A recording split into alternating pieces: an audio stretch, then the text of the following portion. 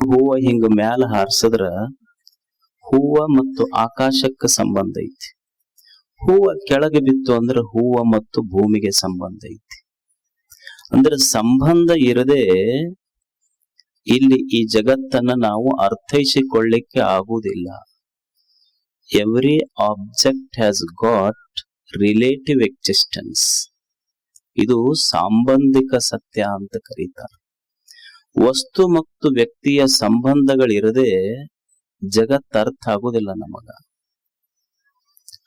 ಈಗ ನೀವು ಗೃಹಸ್ಥರು ಅಂತ ಕರೀತಾರೆ. ಎದಕ್ಕ ಗೃಹಸ್ಥರು ಅಂದ್ರ ಮನಿಗೆ ನಿಮಗ ಸಂಬಂಧ ಆಗೈತಿ, ಅದಕ್ಕ ಗೃಹಸ್ಥ. ಈಗ ಒಬ್ಬ ಸನ್ಯಾಸಿ ಇರ್ತಾನ, ಅವರಿಗೆ ಮಠಸ್ಥ ಅಂತ ಕರೀತಾರ. ಯಾಕ? ಮಠಕ್ಕ ಅವರಿಗೆ ಸಂಬಂಧ ಆಗಿರ್ತೈತಿ. ನಿಮಗ ಗೃಹಸ್ಥರು ಅಂತಾರ, ಮನೆಗೆ ನಿಮಗ ಸಂಬಂಧ ಆಗಿದ್ದಕ್ಕ ಗೃಹಸ್ಥರು. ಅದು ಎಷ್ಟು ಸಂಬಂಧ ಆಗಿರ್ತೈತಿ ಅಂದ್ರ, ನೀವು ಪ್ಯಾಂಟ್ ಶರ್ಟ್ ಹಾಕೊಳ್ಳೋರು ಪ್ಯಾಂಟ್ ಶರ್ಟ್ ಹಾಕೋಬೇಕು. ಅಕಸ್ಮಾತ್ ಕಾವಿ ಹಾಕೊಂಡ್ ಅಡ್ಡಾಡ್ರಿ ಅಂದ್ರ ಮಜಾ ಬರೋದಿಲ್ಲ ನಿಮ್ಗೆ, ಹೆಂಗೆಂಗೋ ಆಗಕ್ ಶುರು ಆಕೈತಿ. ಇವ್ರು ಮಠಸ್ಥರು ಇರ್ತಾರಲ್ಲ, ಅವ್ರಿಗೆ ಕಾವಿ ಹಾಕೊಂಡ್ ಅಡ್ಡಾಡ್ಬೇಕು. ಅವ್ರಿಗೊಂದ್ ಜೀನ್ಸ್ ಪ್ಯಾಂಟ್ ಗಾಗಲ್ ಹಾಕೊಂಡ್ ಅಡ್ಡಾಡ್ ಅಂತ ಹೇಳಿ ಅವ್ರಿಗೆ ಹೆಂಗೆಂಗೋ ಅನ್ಸಕ್ ಶುರು ಆಗ್ತೈತಿ. ಅಂದ್ರ ನಮ್ಮ ಸಂಬಂಧ ಅಷ್ಟು ದೀರ್ಘ ಬೆರತಾವೆ. ಮನಿ ಜೊತೆ ನಿಮಗ, ಮಠದ ಜೊತೆ ಅವ್ರಿಗೆ. ಇದು ಸಾಂಬಂಧಿಕ ಸತ್ಯ ಜಗತ್ತು. ಸಂಬಂಧಗಳಿಲ್ಲದೆ ಈ ಜಗತ್ತಿನ ಇರುವಿಕೆಯನ್ನ, ಸತ್ಯವನ್ನ ಅರಿಯಲಿಕ್ಕಾಗೋದಿಲ್ಲ. ಈಗ ಉದಾಹರಣೆ, ರಾಮ ಅಂತ ಒಂದು ಶಬ್ದ ಇದೆ. ನಾನು ನಿಮಗೊಂದು ಪ್ರಶ್ನೆ ಕೇಳಿದ್ರೆ ರಾಮ ಯಾರು? ನೀವು ಸುಮ್ಮನೆ ವಿಮರ್ಶೆ ಮಾಡಿ ನೋಡಿ, ನನ್ನ ಪ್ರಶ್ನೆ ಏನು ಅಂದ್ರೆ ರಾಮ ಯಾರು? ನೀವು ಉತ್ತರ ಏನ್ ಹೇಳ್ತೀರಿ? ಸೀತಾಪತಿ ಅಂತ ಹೇಳ್ತೀರಿ ನೀವು. ನಾನು ಯಾರ ಪತಿ ಅಂತ ಕೇಳಿಲ್ಲ, ರಾಮ ಯಾರು ಅಂತ ಕೇಳೀನಿ. ಮತ್ತೆ ನೀವೇನ್ ಹೇಳ್ತೀರಿ? ಅಯೋಧ್ಯದ ರಾಜ ಅಂತ ಹೇಳ್ಬಹುದು. ನಾನು ಯಾವ ರಾಜ ಅಂತ ಕೇಳಿಲ್ಲ, ರಾಮ ಯಾರು ಅಂತ ಕೇಳಿ. ಇಲ್ಲ ನೀವೇನ್ ಹೇಳ್ಬಹುದು? ದಶರಥನ ಕಂದ ಮಗ ಅಂತ ಹೇಳ್ಬಹುದು. ನಾನು ರಾಮ ಯಾರು ಅಂತ ಕೇಳಿನೇ ಹೊರತು ರಾಮ ಯಾರ ಮಗ ಅಂತ ಕೇಳಿಲ್ಲ. ಅಂದ್ರೆ ಎಲ್ಲವೂ ಸಹಿತ ಸಂಬಂಧದೊಳಗೆ ಅರ್ಥ ಮಾಡ್ಕೊಂತೀವಿ. ಈಗ ನಾವು ನಿಮಗೆ ಕೇಳಿದೆ ಅಂದ್ರೆ ಹೂ ಆರ್ ಯು? ಪ್ರಶ್ನೆ ಏನು? Who are you? ನೀನು ಯಾರು ಅಂತ ಕೇಳಿದ್ರೆ ನೀವೇನ್ ಹೇಳ್ತೀರಿ? ನಿಮ್ಮ ಹೆಸರು ಹೇಳ್ತೀರಿ. I have not asked what is your name, I have asked who are you. ಪ್ರಶ್ನೆ ನೀನು ಯಾರು ಅಂತ ಪ್ರಶ್ನೆ ಕೇಳಿದ್ದೇನೆ ಹೊರತು ನಿನ್ನ ಹೆಸರೇನು ಅಂತ ತಪ್ಪು ಉತ್ತರ ಕೊಡಕತ್ತೀವಿ ನಾವು. ಪ್ರಶ್ನೆ ಕೇಳಿದ್ದು ನೀನು ಯಾರು, ನೀವ್ ಹೇಳಕತ್ತಿದ್ದು ನಿಮ್ಮ ಹೆಸರೇನು. ಅಂದ್ರೆ ಪ್ರತಿಯೊಂದು ವಸ್ತುವು ಸಹಿತ ಪ್ರಶ್ನೆ ಕೇಳಿದ್ದು ನೀನು ಯಾರು, ಉತ್ತರ ಹೇಳುದು ನಿನ್ನ ಹೆಸರು ಹೇಳಕತ್ತೀನಿ. ಅಂದ್ರ ಇಲ್ಲಿರುವುದೆಲ್ಲವೂ ಸಂಬಂಧಗಳಿಂದ ಅರ್ಥ ಮಾಡ್ತೀವಿ. ರಾಮ ಬರೀ ರಾಮನನ್ನ ಅರ್ಥ ಮಾಡ್ಲಿಕ್ಕೆ ಆಗೋದಿಲ್ಲ. ರಾಮನನ್ನ ಸೀತೆಯ ಸಂಬಂಧದಲ್ಲಿ ರಾಮನನ್ನ ಅರ್ಥ ಮಾಡ್ಕೋಬೇಕು. ದಶರಥನ ಸಂಬಂಧದಲ್ಲಿ ರಾಮನನ್ನ ಅರ್ಥ ಮಾಡ್ಕೋಬೇಕು. ಅಯೋಧ್ಯೆಯ ಸಂಬಂಧದಲ್ಲಿ ರಾಮನನ್ನ ಅರ್ಥ ಮಾಡ್ಕೋಬೇಕಾಗ್ತದ. ಇವು ಸಂಬಂಧಗಳ ತೆಗೆದುದ್ರೆ ರಾಮಗ ಅಸ್ತಿತ್ವ ಇರುವುದಿಲ್ಲ. ಇನ್ the absence of an object, object ಇರದೇ ಇದ್ರ, ಸಂಬಂಧ ಇರದೇ ಇದ್ರ, ಸಂಬಂಧಗಳು ತೆಗೆದು ಬಿಟ್ರ ವಸ್ತುಗಳಿಗೆ ಇಲ್ಲಿ ಅಸ್ತಿತ್ವ ಇಲ್ಲ.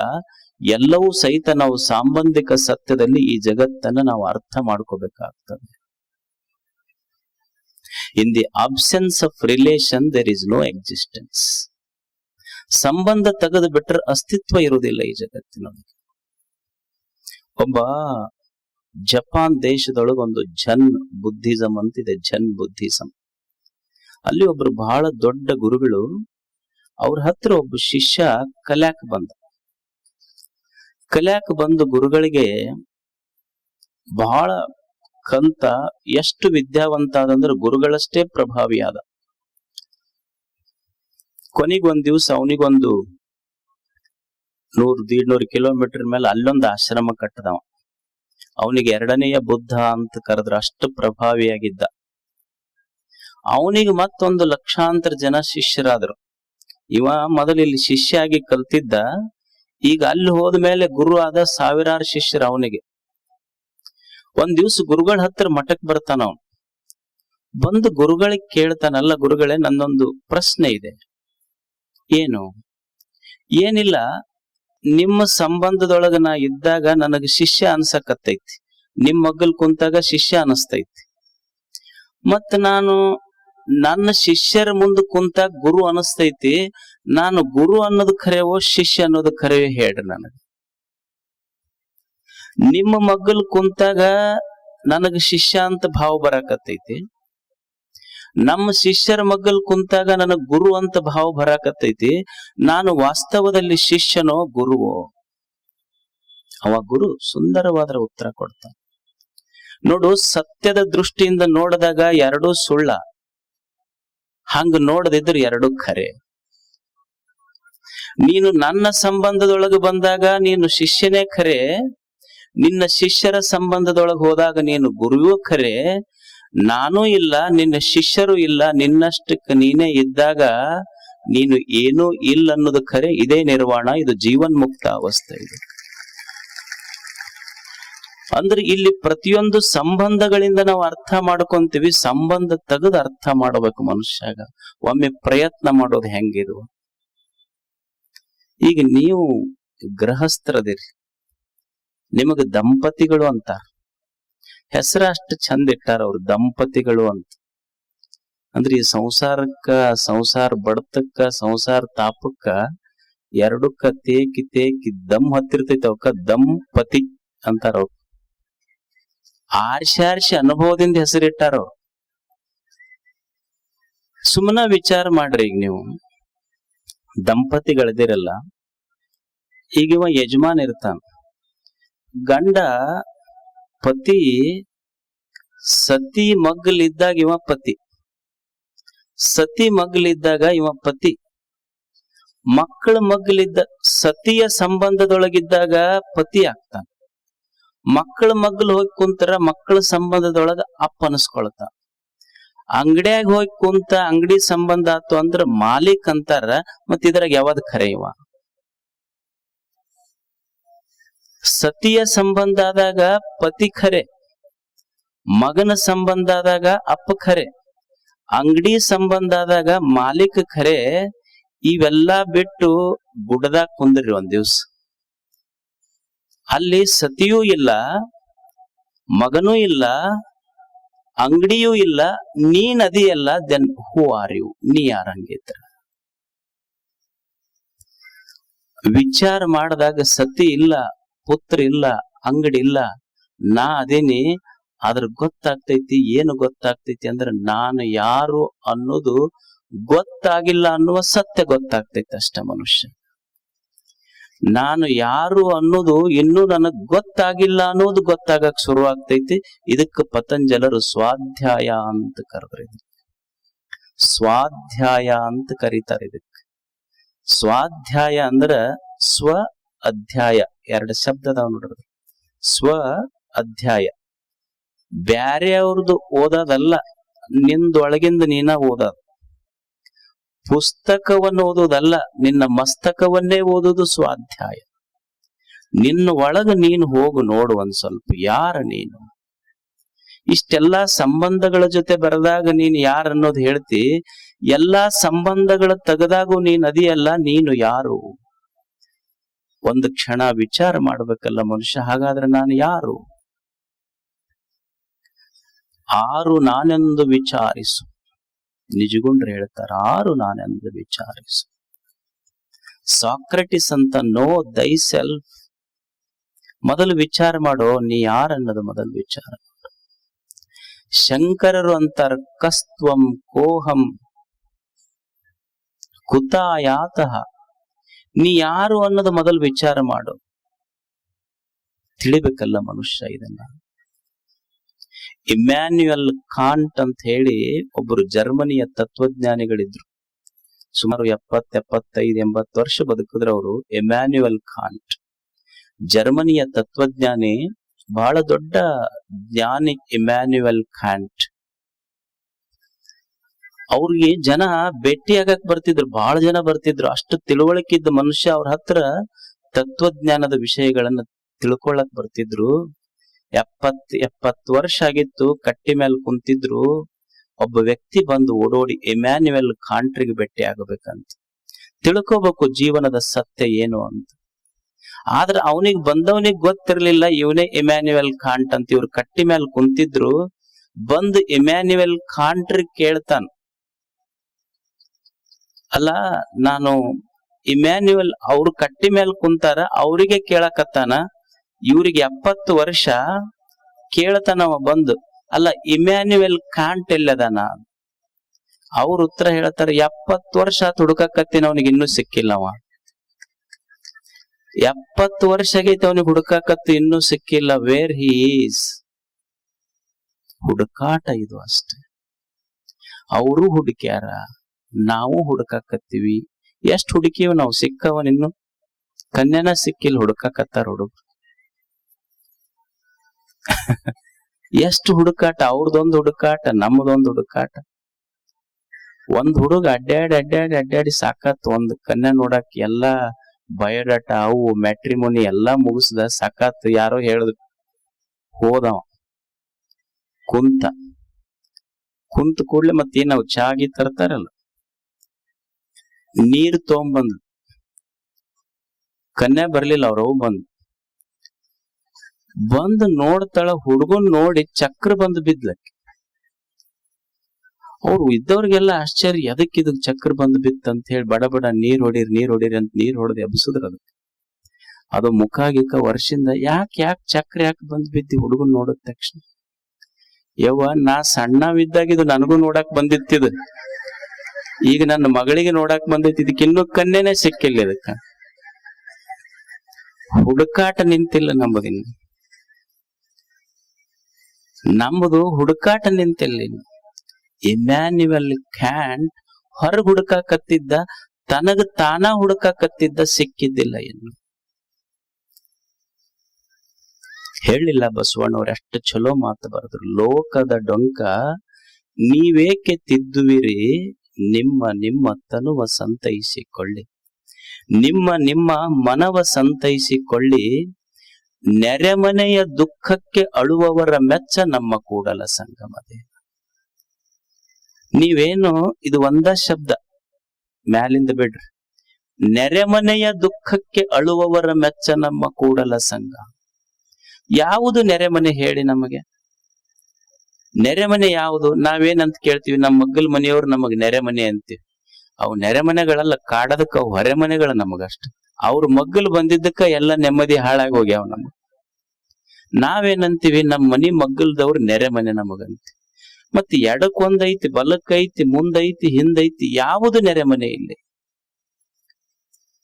ಬಸವಣ್ಣನವರ ವಿಚಾರ ಎಷ್ಟು ಸುಂದರ ಅಂದ್ರೆ, ಮನುಷ್ಯನೇ ನಿನ್ನ ಮಗ್ಗಲಿರುವ ಮನೆ ನಿನಗೆ ನೆರೆಮನೆ ಅಲ್ಲ, ನಿನ್ನ ದೇಹವೇ ನಿನಗೆ ನೆರೆಮನೆ. ನಿನ್ನ ದೇಹ ನಿನಗೆ ನೆರೆಮನೆ. ನಿನ್ನೊಳಗಿರುವ ಆತ್ಮ ಅದು ಗುರುಮನೆ. ಅದನ್ನ ತಿಳಿದು ಬದುಕದೆ ನಿನ್ನ ದೇಹ ಅರಮನೆ, ತಿಳಿದೇ ಬದುಕದೆ ಅಂದ್ರೆ ನಿನ್ನ ದೇಹವೇ ನಿನಗೆ ಶರೆಮನೆಯಾಗಿ ಬಿಡುತ್ತೈತಿ. ತಿಳ್ಕೊ, ಈಗ ಒಳಗೆ ತಿಳ್ಕೊ ಅಷ್ಟೆ. ಇದು ನೆರೆಮನೆ ಹುಡುಕಕತ್ತಾರ ಅವರು, ಸ್ವಾಧ್ಯಾಯ ಅಂತ ಕರೆದ್ರು. ಸ್ವಾಧ್ಯಾಯ ಇದರ ಅರ್ಥ ಹುಡುಕುವುದಷ್ಟೇ. ಆತ್ಮವಿಮರ್ಶೆ, ನಾನು ಯಾರು, ಯಾತಕ್ಕೋಸ್ಕರ ಈ ಭೂಮಿಗೆ ಬಂದೆ, ನಾನು ಏನನ್ನು ಮಾಡಬೇಕು, ಇದು ಸ್ವಾಧ್ಯಾಯ ಚಿಂತನೆ. ದೇವರು ನನ್ನನ್ನು ಭೂಮಿಗೆ ಕಳಿಸಿದ್ದಾನಲ್ಲ, ಒಂದು ದೇಹವನ್ನಿಟ್ಟು ಅದರೊಳಗೊಂದು ಜೀವವನ್ನಿಟ್ಟು ಈ ಭೂಮಿಗೆ ಕಳಿಸ್ಯಾನಲ್ಲ, ದೇವ್ರು ಯಾಕೆ ಕಳಿಸ್ಯಾನ ಅಂತ ವಿಚಾರ ಮಾಡೋದು ಸ್ವಾಧ್ಯಾಯ. ನನ್ನ ಸೋಲು ಯಾಕಾತ ಜೀವನದೊಳಗಂತ ವಿಮರ್ಶೆ ಮಾಡಬೇಕ ಇಲ್ಲ. ನನ್ನ ಸೋಲಿಗೆ ಕಾರಣಗಳೇನು, ನನ್ನ ದುಃಖಕ್ಕೆ ಕಾರಣಗಳೇನು, ನನ್ನ ನೋವಿಗೆ ಕಾರಣಗಳೇನು, ನನ್ನ ಬಂಧನಕ್ಕೆ ಕಾರಣ ಏನು ಅಂತ ವಿಮರ್ಶೆ ಮಾಡುವುದೇ ಸ್ವಾಧ್ಯಾಯ. ಮನುಷ್ಯ ಇದನ್ನು ವಿಮರ್ಶೆ ಮಾಡಬೇಕಲ್ಲ. ಈಗೊಬ್ಬ ತಂದೆ ಅದಾನ, ತಂದಿ ಬಹಳ ಶ್ರೀಮಂತದಾನ, ದೊಡ್ಡ ಫ್ಯಾಕ್ಟ್ರಿ ಕಟ್ಸ್ಯಾನ. ತನ್ನ ಫ್ಯಾಕ್ಟ್ರಿ ಒಳಗ ಕೆಲಸ ಮಾಡುವ ತನ್ನ ಗುಮಾಸ್ತನ ಮತ್ತು ಕಾರ್ಮಿಕರ ಮಕ್ಕಳು ಗುಣವಂತರಾಗ್ಯಾರ, ವಿದ್ಯಾವಂತರಾಗ್ಯಾರ. ಮಾಲೀಕನ ಮಕ್ಕಳು ದುಶ್ಚಟ ಕಲ್ತಾರ, ಮಾಲೀಕ ಅದಾವ, ತಂದೆ ಅದಾವ, ವಿಚಾರ ಮಾಡಬೇಕಲ್ಲ. ನಾನಿಷ್ಟು ದೊಡ್ಡ ಶ್ರೀಮಂತಿದ್ದೆ, ನನ್ನ ಮಕ್ಕಳು ಯಾಕೆ ದುಶ್ಚಟಕ್ ಬಲಿಯಾದ್ರು, ನನ್ನ ಫ್ಯಾಕ್ಟ್ರಿಯಾಗ ದುಡಿಯೋ ಗುಮಾಸ್ತನ ಮಕ್ಕಳು ಯಾಕೆ ವಿದ್ಯಾವಂತರಾಗಿ ಶಾಣ್ಯರಾದ್ರು? ಇದು ವಿಚಾರ, ಇದು ಸ್ವಾಧ್ಯಾಯ. ಇದು ನನ್ನ ಗುಮಾಸ್ತನ ಮಕ್ಕಳಿಗೆ ಗೊತ್ತೈತಿ ಬಡತನ ಏನು ಕಲಿಸ್ತೈತಿ ಅಂತ ಕಲ್ತಾರ ಅವರು. ನಿನ್ನ ಮಕ್ಕಳು ಯಾಕೆ ದಾರಿ ಬಿಟ್ಟಾವಂದ್ರ, ನೀ ಅವ್ರ ತಲೆಯಾಗ ಬುದ್ಧಿ ಬರುವುದಕ್ಕಿಂತ ಮೊದಲ ಕೈಯಾಗ ರೊಕ್ಕ ಕೊಟ್ಟು ಕುಂತಿ ಅವ್ರಿಗೆ. ನೀ ತಲೆಯಾಗ ಬುದ್ಧಿ ಬಂದಿರ್ಲಿಲ್ಲ, ಅವಾಗ ಕೈಯಾಗ ರೊಕ್ಕ ಕೊಟ್ಟು ಕುಂತಿ.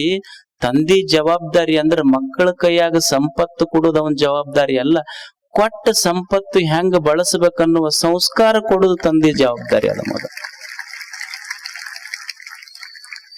ವಿಚಾರ ಇದು, ಸ್ವಾಧ್ಯಾಯ ಇದು. ತಂದೆ ತಾಯಿ ಜವಾಬ್ದಾರಿ ಅಂದ್ರ ಮಕ್ಕಳಿಗೆ ಆಸ್ತಿ ಬಿಟ್ಟು ಹೋಗುವುದು ತಂದೆ ತಾಯಿ ಜವಾಬ್ದಾರಿ ಅಲ್ಲ. ಮಕ್ಕಳಿಗೆ ಆಸ್ತಿ ಬಿಟ್ಟು ಹೋಗೋದಲ್ಲ, ಮಕ್ಕಳಿಗೆ ಬದುಕುವ ಆದರ್ಶ ಬಿಟ್ಟು ಹೋದವರು ತಂದೆ ತಾಯಿಗಳಾಗ್ತಾರೆ. ಸ್ವಾಧ್ಯಾಯ ಚಿಂತನೆ ಮಾಡಬೇಕಲ್ಲ, ಹೆಂಗ ಅವ್ರ ಮಕ್ಕಳು ಕಲ್ತ್ರು. Why I have failed in my life. ಇದು ಜೀವನ ಐತಲ್ಲ. ನೀವ್ ಎಲ್ಲಾ ನಿಮ್ ಮಕ್ಕಳಿಗೆ, ಈ ಜಗತ್ತು ಎಷ್ಟು ಅದ್ಭುತ ಅಂದ್ರ, ನಿಮ್ ಮಕ್ಕಳನ್ನ ಯಾ ಶಾಲೆ ಕಲಿಸಿದ್ರು ಡೊನೇಷನ್ ತಗೊಂತಾರಲ್ಲಿ. ಡೊನೇಷನ್ ಇಲ್ಲದ ಶಾಲಿ ಇದ್ರ ನಮ್ಮ ಬದುಕೇ ಒಂದು ಡೊನೇಷನ್ ಇಲ್ಲಾರ್ದ ಶಾಲೆ. ಕಲಿಯುವುದು ಎಷ್ಟಿರ್ತೈತಿ. ಒಂದು ಹುಡುಗ ಮನಿಗೆ ಬಂದು ಓದ್ತಿತ್ತಂತ, ಬಾಯಾಟ ಮಾಡ್ತಿತ್ತಂತ. ತಾಜ್ ಮಹಲಿನ ಹುಬ್ಬಳ್ಳಿ, ತಾಜ್ ಮಹಲಿನ ಹುಬ್ಬಳ್ಳಿ, ತಾಜ್ ಮಹಲಿನ ಅವ್ರ ಅಪ್ಪಗೆ ತಲೆ ಕೆಡ್ತು. ಅಲ್ಲೋ, ತಾಜ್ ಮಹಲ್ ಈಸ್ ಇನ್ ಆಗ್ರಾ, ತಾಜ್ ಮಹಲ್ ಆಗ್ರಾದಾಗ ಐತಿ, ಹುಬ್ಳ್ಯಾಗ ಐತಿ ಅಂತ ಹೇಳ್ತಿಲ್ಲ. ಹೆಂಗ ಅವ್ ಮಾಸ್ತರ್ ಕಲ್ಸನ್? ಬಾ ಇಲ್ಲ. ಕರ್ಕೊಂಡು ಸೀದಾ ಸಾಲಿಗೆ ಹೋದ್ರು. ಹೋಗಿ ಅವ್ ಮಾಸ್ತರ್ನ ಕೈಯ ತಗೊಂಡವ್ರಪ್ಪ, ಅಲ್ಲ ಗೊತ್ತಾಕೈತೆ ಇಲ್ಲ ಹುಡುಗರಿಗೆ ಹೆಂಗ್ ಕಲಿಸ್ಬೇಕು. ನನ್ನ ಮಗ ತಾಜ್ ಮಹಲ್ ಹುಬ್ಬಳ್ಯಾಗ ಐತಿ ಅಂತ ಹೇಳಕತ್ತಾನ. ಅವಾಗ ಅವ್ರ ಮಾಸ್ತರ್, ಹೆಡ್ ಮಾಸ್ಟರ್ ಅಂದ್ರು, 1 ವರ್ಷ ಆತಪ್ಪ, ಜೂನ್ ತಿಂಗಳದಿಂದ ನಿನಗೆ ಸಾಲಿ ಫೀಸ್ ಕಟ್ ಅಂತ ಹೇಳಕತ್ತೀನಿ. ನೀ ಸಾಲಿ ಫೀಸ್ ಕಟ್ಟತನ ಹುಬ್ಬಳ್ಯಾಗ ಇರ್ತೈತಿ, ಅದು ಕಟ್ಟಿಂದ ಆಗ್ರಕ್ ಹೋಗುತ್ತಂದ. ನೀ ಕಟ್ಟಿಂದ ಆಗ್ರಕ್ ಹೋಗುತ್ತದ, ಅಲ್ಲಿ ಮಟ್ಟ ಅಲ್ಲೇ ಇರ್ತೈತ. ಸಾಲಿ ಏನ್ ಕಲಿಸ್ಯಾವ? ಬದುಕ ಕಲಿಸ್ತೈತಿ. ಡೊನೇಷನ್ ಇಲ್ಲದ ಸಾಲಿ ಅಂದ್ರ ನಮ್ಮ ಜೀವನ ಕಲಿಬೇಕಾಗ್ತೈತಿ. ತಂದೆ ಅದಾವ ಮಕ್ಕಳಿಗೆ ಕಲಿಸ್ಬೇಕಾಗ್ತೈತಿ. ಅಬ್ರಹಾಂ ಲಿಂಕನ್ ಅಂತಿದ್ರು, ಅಮೆರಿಕದ ಅಧ್ಯಕ್ಷ ಅಬ್ರಹಾಂ ಲಿಂಕನ್ ಸಾಲಿ ಮಾಸ್ತರ್ಗ್ ಪತ್ರ ಬರ್ದ. ಏನು ಬರ್ದಾನ? ಯಾವ ಶಾಲ್ಯಾಗ ಅವ್ರ ಮಗ ಓದ್ತಿದ್ನಲ್ಲ, ಆ ಸ್ಕೂಲ್ ಹೆಡ್ ಮಾಸ್ಟರ್ಗೆ, ಟೀಚರ್ಗೆ ಪತ್ರ ಬರ್ದ. My son is a nice fellow, gentleman. ನನ್ನ ಮಗ ಬಹಳ ಚಲೋ ಅದಾನ, ನನ್ನ ಮಗನಿಗೆ ಕಲಿಸ್ರಿ. ಏನ್ ಕಲಿಸ್ಬೇಕು ನನ್ನ ಮಗನಿಗೆ ಅಂದ್ರ, ಅವನಿಗೆ ನೀಟ್ನಾಗ ಪಾಸ್ ಆಗ್ಬೇಕು, UPSC ಆಗ್ಬೇಕು, ಏನೋ ಆಗ್ಬೇಕಂತ ಕಲಸಂತಲ್ಲ. ಎಷ್ಟು ಚಲೋ ಮಾತು ಬರೀತಾನಂದ್ರ ಎಲ್ಲಾ ಪಾಲಕರು ಇದನ್ನ ನಾವು ಕೇಳಿ ಅರ್ಥೈಸಿಕೊಳ್ಳಬೇಕು. ಅಬ್ರಹಾಂ ಲಿಂಕನ್ ಯಾವ ಶಾಲ್ಯಾಗ ತನ್ನ ಮಗ ಓದ್ತಿದ್ನಲ್ಲ, ಆ ಶಾಲೆಯ ಮಸ್ತರ್ಗ ಪತ್ರ ಬರೀತಾನ. ಏನಂತ? ನನ್ನ ಮಗ ಬಹಳ ಚಲೋ ಅದಾನ, ಸಾಧ್ಯದ್ರ ಇದನ್ನ ಕಲಿಸ್ರಿ.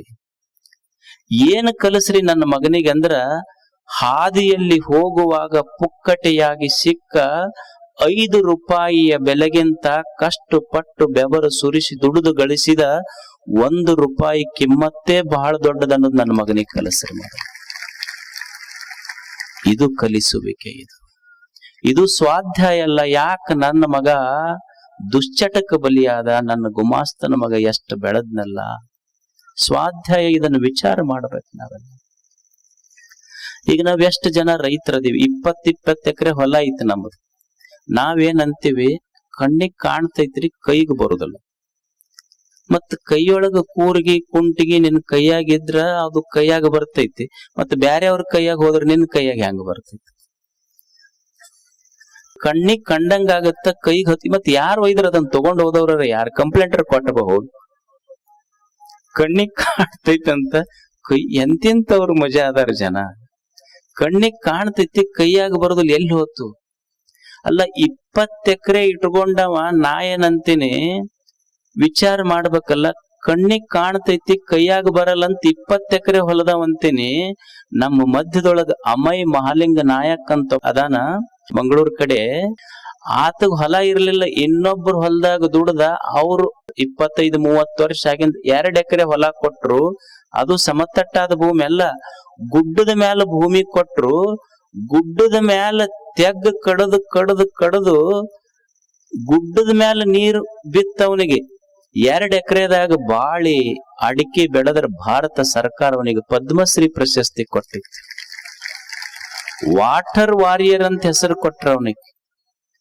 ನಮಗ್ ಕೆಳಗಿದ್ದಿದ್ ನೀರ್ ಹಾಯ್ಸಕ್ ಆಗುವಲ್ದು, ಬೋರಿನ ನೀರ್ ಬರಕತ್ತೈತಿ, ಬೆಳಗ್ಗೆ ಬಿಡಕ್ ಆಗುವಲ್ದು. ಗುಡ್ಡ ಕಡದು ಗುಡ್ಡದ ನೀರ್ ಮ್ಯಾಲ ಗುಡ್ಡದಾಗ ಒಯ್ದಿದ್ನಲ್ಲ. ವಿಚಾರ ಮಾಡ್ಬೇಕಲ್ಲ, 20 ಎಕರೆ ಇದ್ದವನಿಗೆ ನನಗೆ ಸುಖ ಕೊಡುವಲ್ದು, 2 ಎಕರೆ ಇದ್ದವ ಹೆಂಗ ಬೆಳೆದ ಪದ್ಮಶ್ರೀಗೆ. ಇದು ಸ್ವಾಧ್ಯಾಯ. ಇದು ಎಲ್ಲವನ್ನ ಈ ಜಗತ್ತಿನಲ್ಲಿ ಮನುಷ್ಯ ಸ್ವಲ್ಪ ಅರ್ಥ ಮಾಡಿಕೊಂಡು ಬದುಕಬೇಕಾಗ್ತದೆ. ಆತ್ಮಚಿಂತನೆ ಇದು, ಸ್ವಾಧ್ಯಾಯ ಇದು. ಈಗ ಒಂದು ಹುಡುಗ, ಒಬ್ಬ ವಿದ್ಯಾರ್ಥಿ ಇರ್ತಾನ.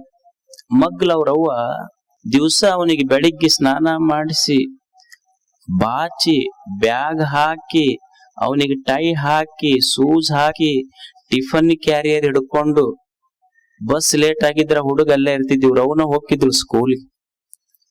ಏನು ಬಸ್ ಹತ್ಸಕ್ ಎಷ್ಟೊತ್ತನ ನಿಂತಿವೆಲ್ಲ ನಾವು. ಒಬ್ಬ ನನ್ನ ಮಗನಿಗೆ ಬೆಳಿಗ್ಗಿಂದ ನನ್ನ ಕೆಲಸ ಅಂದ್ರೆ ಬರೀ ಮಗನಿಗೆ ತಯಾರು ಮಾಡೋದು, ಅವ್ನು ಸ್ನಾನ ಮಾಡಿಸೋದು, ಹಿಕ್ಕುದು, ಬಟ್ಟಿ ಹಾಕುವುದು, ಟಿಫಿನ್ ಕಟ್ಟುವುದು, ಬ್ಯಾಗ್ ಹಾಕುವುದು. ಇಷ್ಟು ಮಾಡಿದ ಮಗ ಫೇಲ್ ಆಗಕತ್ತಾನ, ಮಾರ್ಕ್ಸ್ ಕಡಿಮೆ ತಗೊಳಕತ್ತಾನ. ನಮ್ಮ ಮಗ್ಗಲ್ ಒಂದು ಗುಡಿಸಿಲ್ನೊಳಗ್ ಹುಡುಗೈತಿ, ಅವನಿಗೇನು ಬೂಟ್ ಹಾಕವ್ರಿಲ್ಲ, ಬಟ್ಟೆ ಹಾಕವ್ರಿಲ್ಲ. ತನ್ನ ಬಟ್ಟಿ ತಾನ ಹಾಕೊಂಡು ಸಾಲಿಗೆ ಹೋಗಿ ದೀಪದ ಕೆಳಗೆ ಓದಿ ಅವ ಫಸ್ಟ್ ರ್ಯಾಂಕ್ ಹೆಂಗ ಬಂದ, ನನ್ನ ಮಗನಿಗೆ ಯಾಕೆ ಮಾರ್ಕ್ಸ್ ಕಡಿಮೆ ಬರಕತ್ತಾವ. ಸ್ವಾಧ್ಯಾಯ ಇದು, ಚಿಂತನೆ ಮಾಡುವುದಲ್ಲ. ನಾವು ಎಲ್ಲಾ ಅನುಕೂಲತೆ ಮಾಡಿಕೊಟ್ರು ನಮ್ಮ ಮಕ್ಕಳು ಯಾಕೆ ಓದ್ತಾ ಇಲ್ಲ, ನಮ್ಗೆ ಯಾಕೆ ಓದಕ್ ಆಗುವಲ್ದು. ಎಲ್ಲ ಅನಾನುಕೂಲತೆಗಳ ಮಧ್ಯದಲ್ಲಿರುವ ಮಕ್ಕಳು ಶಾಣ್ಯರಾಗಕತ್ತಾರಲ್ಲ, ಇದನ್ನ ವಿಚಾರ ಮಾಡಬೇಕಲ್ಲ. ಸ್ವಾಧ್ಯಾಯ ಇದು. ಚಾಣಕ್ಯ ಅಂತಿದ್ದ, ಈಗ ನಮ್ಮಲ್ಲಿ ಯುವಕರದಾರ, ಏನು ಆಗುದಲ್ರಿ ನಮ್ ಕಡಿಂದ ಏನು ನೀಗವಲ್ದಂತ. ಚಾಣಕ್ಯ ಅಂತಿದ್ದ, ಕೌಟಿಲ್ಯ ಕೇಳಿರಿಲ್ಲ, ಅರ್ಥಶಾಸ್ತ್ರ ಬರೆದ. ಅವನು ನಂದ ರಾಜ್ಯದೊಳಗೆ ಹೋದಾಗ ಅವ ರಾಷ್ಟ್ರ ನೀತಿ ಕಲಿಸ್ಬೇಕಂತ ಹೋಗಿದ್ದ. ರಾಜ್ಯ ವಿಲಾಸಿ ಇದ್ದ, ಗೆಟೌಟ್ ಅಂತ ಅಪಮಾನ ಮಾಡಿ ಹೊರಗೆ ಹಾಕದ. ಅವನಿಗೆ ಸುಮ್ಮನ ಸಾಮ್ರಾಜ್ಯ ಕಟ್ಟಿದ ಬಡವ ಅವನು. ಕೌಟಿಲ್ಯ ಏನಿದ್ದವಲ್ಲ, ಒಂದು ಸುಮ್ಮನೆ ನಾಟಕ ಮಾಡಾಕತ್ತಿದ್ದು. ಒಂದ್ 6-7 ಹುಡುಗರು ಕೂಡಿ ದಾರ್ಯಾಗ ನಾಟಕ ಮಾಡ ಹುಡುಗ ಕರ್ಕೊಂಡು ಬಂದು ಅವನಿಗೆ ಟ್ರೈನಿಂಗ್ ಕೊಟ್ಟು ಒಂದು ಗುಡಿಸಿಲಿನೊಳಗಿದ್ದು ಸಾಮ್ರಾಜ್ಯ ಕಟ್ಟಿದ. ಅಬ್ದುಲ್ ಕಲಾಂನಂತವ್ರು ಬೋಟ್ ಕಟ್ಟುವವನ ಮಗ, ಪೇಪರ್ ಮಾರಿ ಬಂದ ಹುಡುಗ. ಏನು ಓದಾಕ್ ಲೈಬ್ರರಿ ಇರ್ಲಿಲ್ಲ, ಸುಮ್ಮನೆ ಬೋಟ್ ಕಟ್ತಿದ್ದ, ಪೇಪರ್ ಮಾರಿ ಬಂದು ಬದುಕದವ, ರಾಷ್ಟ್ರಪತಿ, ಭಾರತ ರತ್ನ ಆದವ. ನಮ್ ಮಕ್ಕಳಿಗೆ ಓದಾಕ್ ಒಂದು ರೂಮ ಕಟ್ಟಿ ಕೊಟ್ಟಿವಿ, ಎಲ್ಲಾ ಮಾಡಿ ಕೊಟ್ಟಿವಿ, ಬೇಕಾದಾಗ ಚಹಾ ಕೊಡ್ತೀವಿ, ಟಿಫಿನ್ ಕೊಡ್ತೀವಿ. ಇವ್ಯಾಕ ರತ್ನಗಳಾಗುವಲ್ಲ? ಮನಿಗೆ ರತ್ನ ಆಗುವಲ್ಲ, ಇನ್ನು ಭಾರತಕ್ಕೆ ಯಾವಾಗ ರತ್ನ ಆಕ್ಕವ? ನಮ್ಮ ಕಡಿಂದ ಏನು ನೀಗುವಲ್ರಿ, ಆಗವಲ್ಲಂತ ಹುಡುಗರು. ಕೌಟಿಲ್ಯ ಯಾರ ಗೆಟೌಟ್ ಅಂದಿದ್ರಲ್ಲ, ಒಂದು ದಿವಸ ಅವನೇ ಕಟೌಟ್ ಹಾಕಿ ಅವನ್ ವೆಲ್ಕಮ್ ಮಾಡಿರ್ಬೇಕು, ಹಂಗ ಬೆಳೆದ ಕೌಟಿಲ್ಯ. ಯಾಕೆ ನಮ್ಮ ಮಕ್ಕಳಿಗೆ ಆಗುವಲ್ದು ಇದು? ನನಗ್ಯಾಕೆ ಸೋಲು ಜೀವನದೊಳಗ? ಅಂದ್ರೆ ನಮ್ಮಲ್ಲಿ ನಿರಾಸೆ. ಏನೂ ಇಲ್ಲದೆ ಗುಡಿಸಿಲಿನೊಳಗ ಕೌಟಿಲ್ಯ ಸಾಮ್ರಾಜ್ಯ ಕಟ್ಟದ್ರ, ನಮ್ಮವ್ವ ಅಪ್ಪ ನನಗೆಲ್ಲಾ ಮಾಡಿ ಕೊಟ್ಟಾರ. ಆದ್ರೂ ನನಗೊಂದು UPSC ಎಕ್ಸಾಮ್, ಒಂದು KPSC ಎಕ್ಸಾಮ್, ಒಂದು PSI ಎಕ್ಸಾಮ್, ಒಂದು ಪೊಲೀಸ್ ಎಕ್ಸಾಮ್ ಯಾಕೆ ಪಾಸ್ ಮಾಡಕ್ ಆಗುವಲ್ದು? ಒಂದು ಸಣ್ಣ ವ್ಯವಹಾರ ಹಚ್ಚಿ ಕೊಟ್ಟಾರ, ಯಾಕೆ ನನಗ್ ನೀಗ್ಸಕ್ ಆಗುವಲ್ದು? ಇದು ಸ್ವಾಧ್ಯಾಯ. ಒಬ್ಬ ಜ್ಯೋತಿಷಿ ಹತ್ರ ಹೋಗಿ ಒಟ್ಟ ನನಗ್ ಕಾಡ್ತೈತ್ ನೋಡಪ್ಪ, ಏನಾರ ಹೇಳ. ಅವ ಅಂದ, ಬಾಳತನಾಗಿತ್ತಪ್ಪ, ಯಾರು ಬಂದಿದ್ದಿಲ್ಲ, 100 ರೂಪಾಯಿ ಇಡು ಅಂದ. ಅವ ಅಂದ, 100 ರೂಪಾಯಿ ಇಲ್ಲ, 50 ಇಡು ಕೊನೆಗೆ ಅಂದ. 50 ಇಲ್ಲ ಅಂದವ. 25 ಇಡು ಮರಯ, ಬೋಣಿಗೆ ಐತಿದು ಅಂದ. ನಮ್ದ ಬಗೋಣ್ಯಾಗ ಏನ್ 25 ಇಡು ಅಂದ. 25 ಇಲ್ಲ, 10 ಇಡು ಕೊನೆಗೆ ಹೇಳ್ತೀನಿ ಅಂದವ. ಇಲ್ಲ ಅಂತ. ₹1 ಇಟ್ಬಿಡು ಮರ ಹೇಳ್ತೀನಿ ನಾನು. ಒಂದು ಇಲ್ಲ ಅನ್ನ. ನೀವ್ ಹೋಗ್, ನಿಮ್ಮಂತವ್ರಿಗೆ ಶನಿನೂ ಏನು ಮಾಡಕ್ಕಾಗಲ್ಲ, ಹೋಗ್ ನೀ ಸುಮ್ಮ. ತುಜಾ ಶನಿ ಬಿ ಕುಚ್ ಬೆಗಡೆಗ ನೈತೇರ, ಏನು ಮಾಡಂಗಿಲ್ಲ ಹೋಗಿ ಶನಿ ನಿನಗ. ನಮ್ಮಲ್ಲಿ ಯಾಕೆ ನಿರುತ್ಸಾಹ ಬಂತು? ಈಗ ತಾಯಂದಿರು ಇರ್ತಾರ, ತಾಯಂದಿರು ನೀವ್ ನೋಡ್ರಿ ಮನ್ಯಾಗ, ಈಗ ನೀವು ಈ ಮಾತು ಕೇಳ್ತಿರಿಲ್ಲ, ಆಕಿ ಕಾಲ್ಗುಣದಿಂದ ಬಹಳ ಚಲೋ ಬೆಳೀತು ಮನಿ ಅಂತ ಅನ್ನೋದಿಲ್ಲ. ಏನ ಗುಣ ಕಾಲಾಗಿರ್ತೈತೆ, ಏನ್ ಪ್ರಿಂಟ್ ಮಾಡಿಸ್ಕೊಂಡು ಬಂದಿರ್ತಾರ ಎಲ್ಲರೇ ಹೋಗಿ ಪ್ರಿಂಟಿಂಗ್ ಪ್ರೆಸ್ನಾಗ. ಏನ ಕಾಲ್ಗುಣದಾಗ ಐತಂದ್ರೆ ಏನಿದರ ಅರ್ಥ? ಆಕಿ ಕಾಲ್ಗುಣದಿಂದ ಮನಿ ಬಹಳ ಬೆಳಿತಪ್ಪ. ಕಾಲಾಗಿರುವುದಿಲ್ಲ, ತಿಳ್ಕೊಂಡಿರ್ಬೇಕು. ಎದಕ್ ಮನಿ ಬೆಳೆದೈತಿ ಅಂದ್ರ ಕಾಲ್ಗುಣ ಅಂತ ನಾವ್ ಹೇಳ್ತೀವಿ, ಹಂಗಿರುವುದಿಲ್ಲ. ಆಕಿಗೆ ಗೊತ್ತಿರ್ತೈತಿ ಗಂಡ ಎಷ್ಟ್ ಇನ್ಕಮ್ ಐತಿ, ಎಷ್ಟ್ ಖರ್ಚು ಮಾಡಿಸ್ಬೇಕು, ಎಷ್ಟ್ ಖರ್ಚು ಮಾಡಿದ್ರ ನಾವಿಬ್ರು ದುಃಖ ಇಲ್ಲಾರ್ದಂಗ ಬದುಕ್ತಿವಿ. ಗಂಡನ ಕಡೆಯಿಂದ ಸಾಲ ಮಾಡಿಸಿಲ್ಲ, ಮನಿ ಸಂಸಾರ ನಡೆಸಿದ ಬಿಟ್ಟಿಲ್ಲ, ಮಂದಿಗೆ ಸಂಸಾರ ಹೆಂಗ ನಡೆಸ್ಯಾಳಂತ ತೋರ್ಸಿಲ್ಲ. ಅದನ್ನ ತಾನ ತನ್ನ ಮುಷ್ಟಿಗೆಯೊಳಗೆ ಹಿಡ್ಕೊಂಡು ಬಿಗಿಯಾಗಿ ಗಂಡಗ ಸಾಲ ಮಾಡಿಸ್ಲಾರ್ದಂಗ, ಇದ್ದಿದ್ದ ಖರ್ಚು ಮಾಡ್ಲಾರ್ದಂಗ ಮಾಡಿ ಮನಿ ಕಟ್ಟಾಳಲ್ಲ. ಕಾಲಾಗ ಗುಣ ಇರೋದಿಲ್ಲ, ಬಂದ ಕಾಲವನ್ನ ಅರಿತು ಬದುಕುವ ಗುಣಕ್ಕ ಕಾಲಗುಣ ಅಂತ. ಇವು ನಮ್ಮ ಏನ್ ಮಾಡ್ತಾವ ತಾಯಂದಿರು, ರಿಪಿ ಹಚ್ಚಿ ಅವಕ್ಕ ಒಂದು ಮನಿ ಕಟ್ಟಕ್ ಹೇಳ್ತಾವ. ಅವು ಇವ್ರು ಒತ್ತಾಯಕ್ ಮಾಡದು ಮನಿ ಕಟ್ತಾವ. ನಿನ್ ಕಡೆಯಿಂದ ಏನು ಆಗ್ಲಿಲ್ಲ, ಒಂದು ನೆಳ್ಳ ಮಾಡ್ಲಿಲ್ಲ, ಒಂದು ನೆಳ್ಳ ಗಿಡದ ಬುಡಕ್ ನಿಂತರ ನೆಳ್ಳ ಸಿಗ್ತೈತೆ. ಏನ್ ಮನಿನ ಕಟ್ಟಬೇಕಂತ ಏನಿ? ಅವಕ್ ಬೆಳಿಗ್ಗೆ ಎದ್ದು ಕೂಡ್ಲೆ ಶುರು ಮಾಡ್ತಾರೆ, ನಿನ್ ಕಡೆಯಿಂದ ಒಂದು ನೆಳ್ಳ ಮಾಡಕ್ ಆಗ್ಲಿ. ಅವು ಕೇಳಿ ಮಳ್ಳಕ್ಕವಟ. ಇದು ನೆಳ್ಳ ಮಾಡಕ್ ಹೋಗಿ 50 ಲಕ್ಷ ಸಾಲ ಮಾಡ್ತದೆ. ಏನ್ ಸಾಲ ಮಾಡಿ ಅದು ತೀರ್ಸಕ್ ಆಗ್ಲಿಲ್ಲ, ಎಲ್ಲ 1 ಎಕರೆ ಹೊಲ ಮಾರ್ತು, ಇದ್ದಿದ್ ನೌಕರಿ ಪೆನ್ಷನ್ ಅಮೌಂಟ್ ಅದು ಇದು ಹಾಕ್ತು. ಇದು ಹೇಳ್ತೆ ಅಂತಿ ಮುಂದ, ಅಲ್ಲ ಒಟ್ಟ ಸಾಲದ್ದು ಅದು ಕಟ್ಟಾಕ ತಿಂಗಳ ಕಟ್ಟದಕ್ಕ ಬಡ್ಡಿ ಕಟ್ಟದಕ್ಕ ನನ್ನ ಸ್ಯಾಲ್ರಿಗೆ ಹೊಂದಾಣಿಕೆ ಆಗುವಲ್ದು. ಅದಕ್ಕ ನಿಮಗ್ ಒಟ್ಟ ಬುದ್ಧಿ ಇಲ್ಲ, ಹೆಂಗ್ ಮಾಡ್ಬೇಕ ಅನ್ನೋದು ಗೊತ್ತಾಯಿಲ್ಲ. ತಾನ ಹೇಳಿ ಕಟ್ಸ ಅಂದ್ರ ನಾವ್ ಎಷ್ಟೋ ಮಂದಿ ಮನಿ ಕಟ್ಟಿಸಿ ಮಂದಿಗೆ ಬಾಡಿಗೆ ಕೊಡ್ತೀವಿ, ಮತ್ ಅವ್ರ ಇರ್ಲಿ ಅಂತ. ಅದು ಎದಕ್ಕ? ಲೋನ್ ತುಂಬಾಕ್. ಮತ್ತ ನಾವ್ ಬಾಡಿಗೆ ಮನ್ಯಾಗ ಇರೋದು ಸಾಯ ಮಠ. ಅಂದ್ರ ಮನಿ ಕಟ್ಸಿದ್ ಎದಕ್ಕ? ಸಂತೋಷವಾಗಿರಕ. ಕಾಲಾಗಿರೋದಿಲ್ಲ ಗುಣ, ಕಾಲವನ್ನ ಅರಿತು ಬದುಕಬೇಕಾಗ್ತೈತೆ ಅಷ್ಟೆ. ಎಷ್ಟು ಸಾಲ ಮಾಡಿದ್ರೆ ಏನೈತಿ ಹೇಳ್ರಿ? ಸಾಲ ಮಾಡಿ ಸಂತೋಷವಾಗಿ ಇರಕಾಗ್ತೈತೇನೋ? ಮನುಷ್ಯ ಬಾಳ ಸಾಲ ಮಾಡಿ, ಒಬ್ಬ ಸಾಲ ಮಾಡ್ಕೊಂಡಿದ್ನಂತ. ಸಾಲ ಮಾಡಿದ್ ಅದು ರಾತ್ರಿ ಎಲ್ಲ ಟೆನ್ಷನ್, ಅದಕ್ ಸಾಲ ಐತ್ ಅಂತ. ರಾತ್ರಿ 12ಕ್ಕೆ ಎದ್ದು ಕುಂತ ತಕ್ಷಣ ಹೆಂಡ್ತ ಕೇಳಿದ್ಲಿ, ಯಾಕೆ ಎಷ್ಟು ಟೆನ್ಷನ್ ಮಾಡ್ಕೊಂತೀರಿ? ಇಲ್ಲ ಬಾಳ ಸಾಲ ಆಗೈತಿ, ಅದಕ್ಕ ಟೆನ್ಷನ್ ಆಗಿ. ಯಾರಿಗ್ ಕೊಡ್ಬೇಕು? ರಾತ್ರಿ 12ಕ್ಕೆ ಅವನ ಮುಂದಿನ ಮನೆಯವದಾನಲ್ಲ, ಅವನಿಗೆ ಕೊಡ್ಬೇಕಾಗೈತಿ. ಆ ಹೆಣ್ಮಗಳು ಹೋಗಿ ಕದ ಬಡ್ದು, ಈಗ ಸಾಲ ಕೊಟ್ಟನಂತಲ್ಲ, ಕೊಡಂಗಿಲ್ಲ ನಾವು. ಅಕಸ್ಮಾತ್ ನಾಳೆ ಕೇಳಾಕ್ ಬಂದ್ರ ನಿನ್ನ ಹೆಸರು ಬರ್ದಿಟ್ಟು ಮನಿಗೆ ಬಂದ್ಲು. ಈಗ ನೀವು ಆರಾಮ್ ನಿದ್ದೆ ಮಾಡು, ಅವ ಎದ್ದು ಅಡ್ಡಾಡ್ತಾನ. ನಿಮ್ಮಕ್ಕೋ ಇನ್ನವ ಅಡ್ಡಾಡ್ತಾನ ನೋಡು, ಓಣಿ ತುಂಬಾ ಅಡ್ಡಾಡ್ತಾನ ಇನ್ನವ. ಸಾಲ ಎಷ್ಟು ಮಾಡ್ಬೇಕಂದ್ರ ಮನುಷ್ಯ ಸಾಲ ನಾವು ತೀರಿಸುವಷ್ಟು ಮಾಡ್ಬೇಕೆ ಹೊರತು ನಾವೇ ತೀರಿ ಹೋಗುವಷ್ಟು ಸಾಲ ಮಾಡಬಾರ್ದು. ಕಲಿಬೇಕು ಮನುಷ್ಯ. ಇದು ಸ್ವಾಧ್ಯಾಯ, ಇದು ಸ್ವಾಧ್ಯಾಯ ಅಂತಾರೆ. ಅದಕ್ಕೆ ಎಲ್ಲಿ ಜೀವನದೊಳಗೆ ನನಗೆ ಸೋಲಾತು, ನಾನು ಗೆಲುವಿನ ಜೀವನವನ್ನು ಕಟ್ಟಿಕೊಳ್ಳುವುದು ಹೆಂಗ ಅಂತ ವಿಚಾರ ಮಾಡೋದಕ್ಕ ಸ್ವಾಧ್ಯಾಯ ಅಂತ ಕರೀತಾರೆ. ಇದಕ್ಕ ಆತ್ಮವಿಮರ್ಶೆ, ಆತ್ಮಾವಲೋಕನ. ಇದು ಹೆಂಗ ನಾನು ನನ್ನ ಸೋಲನ್ನ, ನನ್ನ ತಪ್ಪುಗಳನ್ನ ತಿದ್ದಿಕೊಂಡು ನಾ ಹೆಂಗ ಬದುಕಬೇಕು ಸಮಾಜದಲ್ಲಿ, ಹೊಸ ಜೀವನವನ್ನ, ಉತ್ಸಾಹದ ಜೀವನವನ್ನ, ಆದರ್ಶದ ಜೀವನವನ್ನ ಸಮಾಜದಲ್ಲಿ ನಾನು ಕಟ್ಟಬೇಕಲ್ಲ. ಹೆಂಗ ಕಟ್ಟುವುದಿದು? ನಿಜಗೊಂಡ್ರು ಒಂದು ಸೂತ್ರ ಬರೀತಾರೆ ಇದಕ್ಕೆ. ನೆನೆವುದನು ದಿನದುದಯ ಕಾಲದ ಎಚ್ಚರಿಕೆಯದು, ವಿನುತ ಗುರುಮೂರ್ತಿಯನು ಉಮೇಶನಂಗ್ರಿಯನು ನಿನ್ನನು ಬಳಿಕ ಸುವಿಚಾರದಿಂದೆ ಮನುಜ ನೇಮಕವಾಗಿ ನಿನಗಹುದು ಮುಕ್ತಿ. ಮನುಷ್ಯನೇ ನಿನಗ ಮುಕ್ತಿ ಬೇಕಾಗಿದ್ರ, ಮುಕ್ತಿ ಅಂದ್ರೆ ಏನಲ್ಲ, ಮುಕ್ತಿ ಅಂದ್ರೆ ಸಂತೋಷವಾಗಿರೋದಷ್ಟ. ಮುಕ್ತಿ ಅಂದ್ರೆ ಆನಂದದಿಂದ ಇರೋದು. ನೀ ಆನಂದವಾಗಿದ್ದಿ ಇದೇ ಜೀವನ್ ಮುಕ್ತ ಅವಸ್ಥೆ, ನೀ ಅಳ್ಕೊಂತಿದ್ದಿ ಇದೇ ಬಂಧನ ನರಕಷ್ಟೇ. ಸಂತೋಷವಾಗಿರತ್. ಅದಕ್ಕ ಅವರು ಒಂದು ಚಿಂತನೆ ಮಾಡಿದ್ರು, ಮನುಷ್ಯ ನೀನು ಮುಕ್ತನಾಗಿರ್ಬೇಕಲ್ಪ, ಜೀವನ್ ಮುಕ್ತನಾಗಿರ್ಬೇಕು, ಸಂತೋಷದಿಂದ ಇರಬೇಕು, ಆನಂದದಿಂದ ನೀನು ಬದುಕಬೇಕಲ್ಲ, ಏನು ಮಾಡಬೇಕು?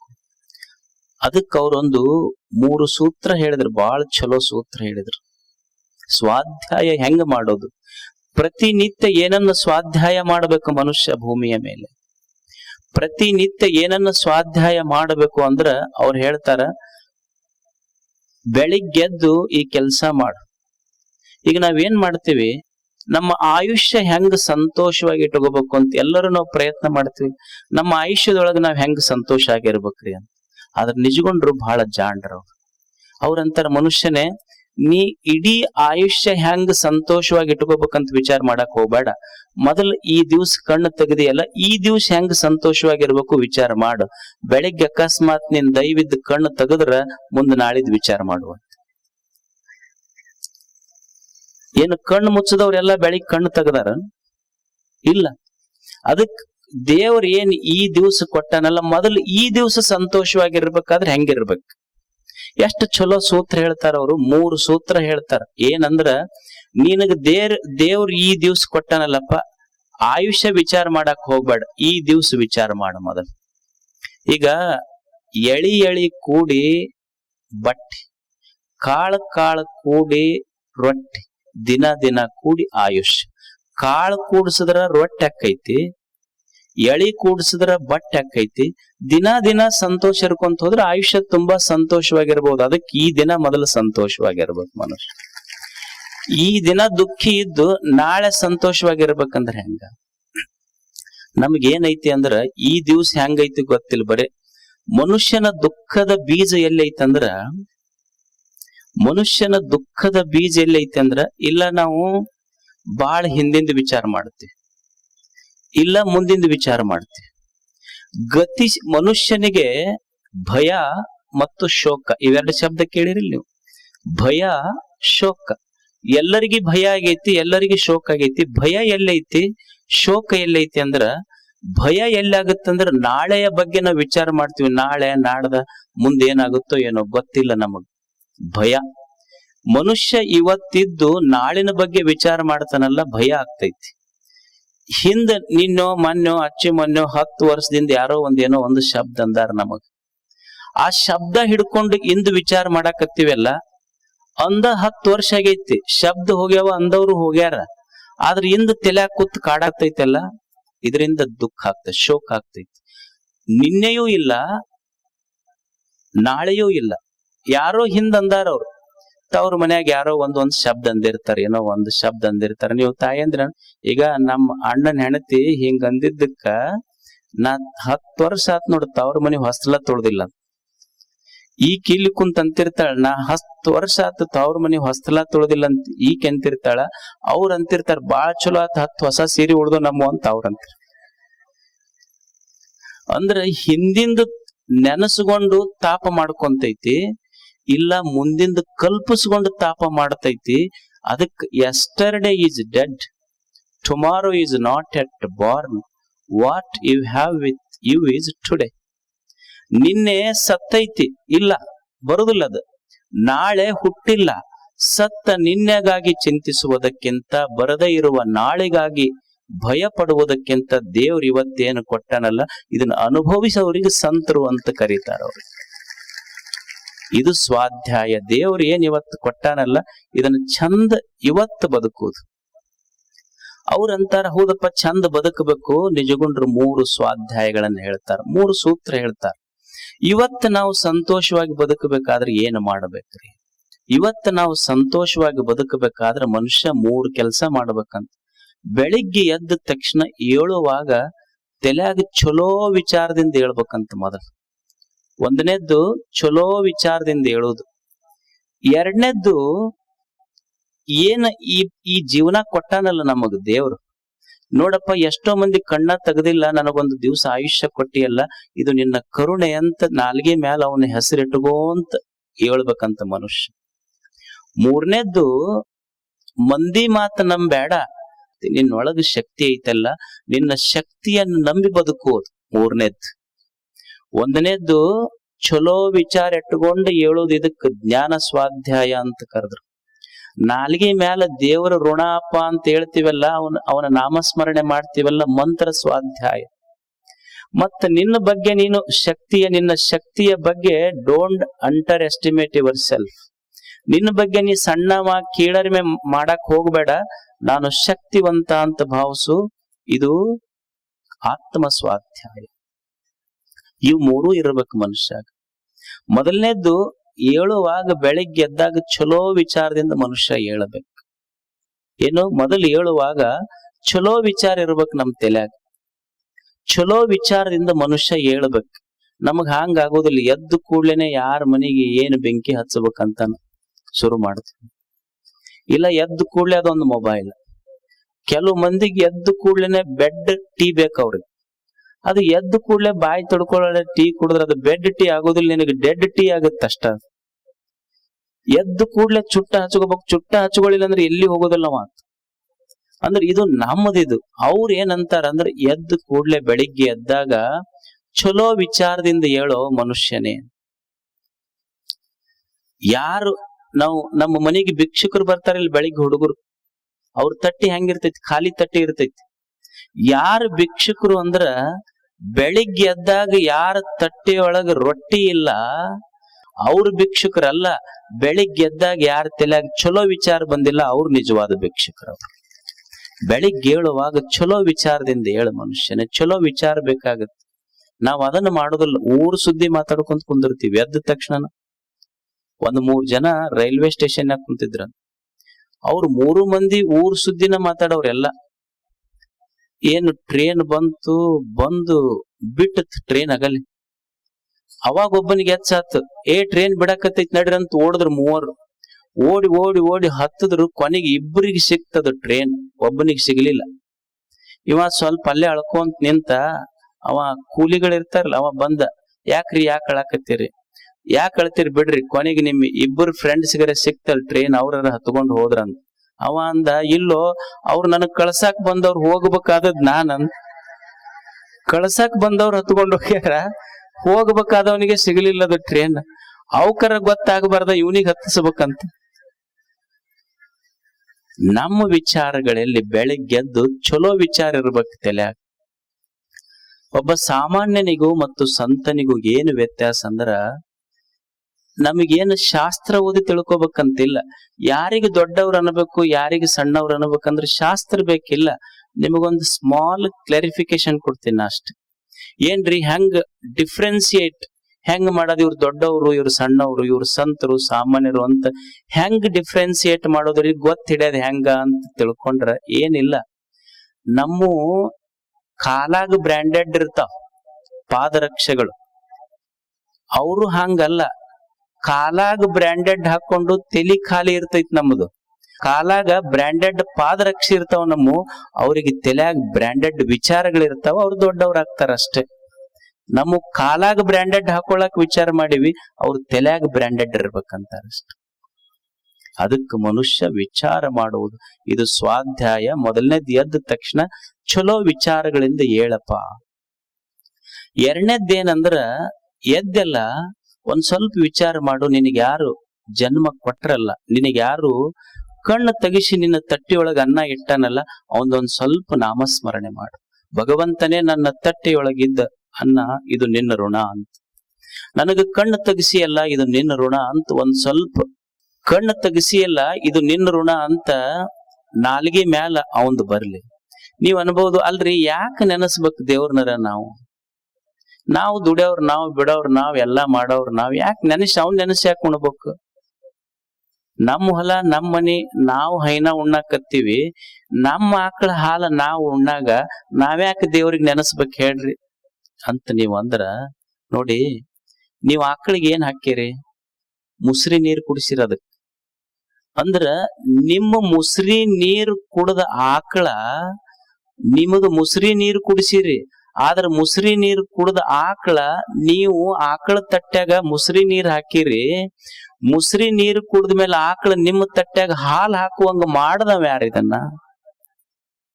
ಅದಕ್ಕೆ ಅಕಸ್ಮಾತ್ ಆಕಳಿಗೆ ಹೇಳಿದ್ನಂದ್ರ ನೋಡ್ ಅವ್ರು ಬಹಳ ಮೋಸಗಾರ ಅದಾರ, ಅವ್ರು ನಿನಗ್ ಮುಸ್ರಿ ಹಾಕ್ಯಾರಲ್ಲ, ಅವ್ರದ್ದು ನಿಂದು ಕೂಡ ಡಬಲ್ ಅವ್ರ ತಾಟ್ನ್ಯಾಗ ಹಾಕಂದಿದ್ರ ಸ್ವಲ್ಪ ವಿಚಾರ ಮಾಡ್ಬೇಕಲ್ಲ ಮನುಷ್ಯ.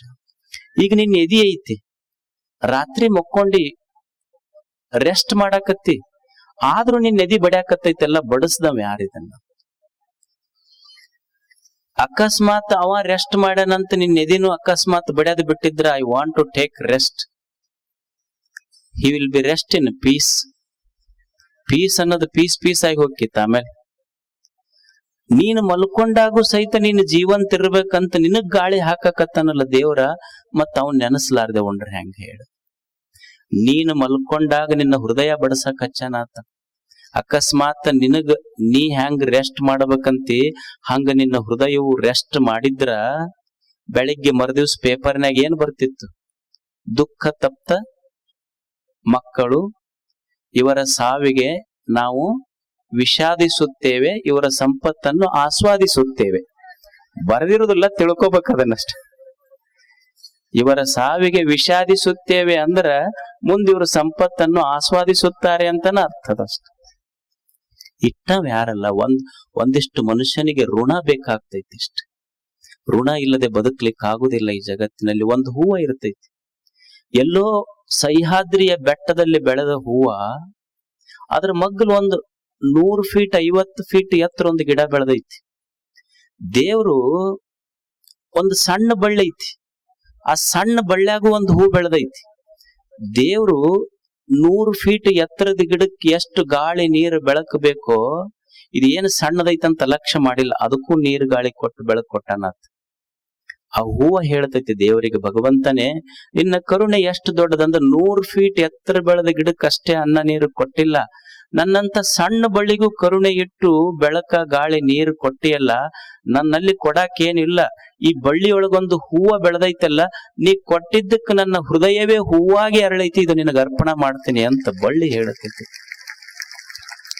ಋಣ ಬೇಕಾಗ್ತೈತಿ ಮನುಷ್ಯಾಗ, ಒಂದಿಷ್ಟು ಋಣ ಕೊಟ್ಟವ್ ನೆನಪು ಬೇಕಾಗ್ತೈತಿ. ಹೃದಯ ಇದ್ರೆ ಹೆಂಗ ನಡೀತೈತಿ ಹೇಳಿ?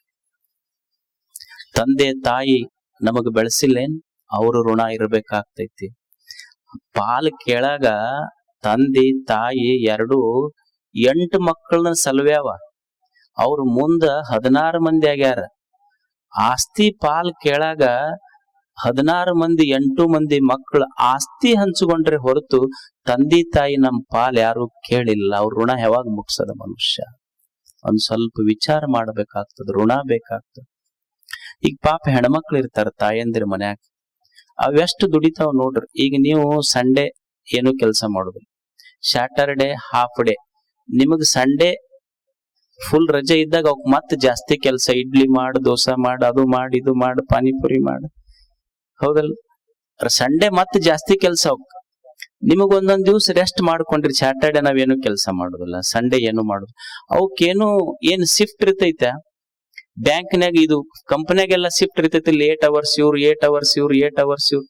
ಅವಕ್ ಯಾವಕ್ಕೂ ಶಿಫ್ಟ್ ಇಲ್ಲ, ಶಿಫ್ಟ್ ಇಲ್ಲ, ಆದ್ರೂ ದುಡಿತಾವೆ. ಯಾಕಂದ್ರ ಶಿಫ್ಟ್ ಇರದೇ ಇದ್ರೆ ಏನಾತು, ನನ್ನ ಮಕ್ಕಳು ನನ್ನ ಗಂಡನ ಗಿಫ್ಟ್ ಅಂತ ತಿಳ್ಕೊಂಡು ಕೆಲಸ ಮಾಡ್ತಿರ್ತಾವ. ಶಿಫ್ಟ್ ಇಲ್ಲ ಆದ್ರೆ ಸ್ವಲ್ಪ ಸಿಟ್ಟು ಇರ್ತೈತಿ ಅಷ್ಟ. ಅವು ಸಿಟ್ಟು ಬಂದಾಗ ನೋಡ್ರಿ, ಸಿಟ್ಟು ಬಂದ ಕೂಡಲೇನೆ ಅವು ಬಂಡೆ ಸಾಮಾನ್ಯ ಒಗ್ಯಾಕ್ ಶುರು ಮಾಡ್ತಾರ. ಇದು ಏನ್ ಸೈಕಾಲಜಿ ಏನೈತಿ ಹೇಳ್ರಿ? ಎಲ್ಲಾರ ಮನ್ಯಾಗ ಆಗತ್ತಿಲ್ಲ, ಅವ್ ಸಿಟ್ಟು ಬಂದ ತಕ್ಷಣ ಬಾಂಡೆ ಸಾಮಾನು ಒಗಿತಾರ.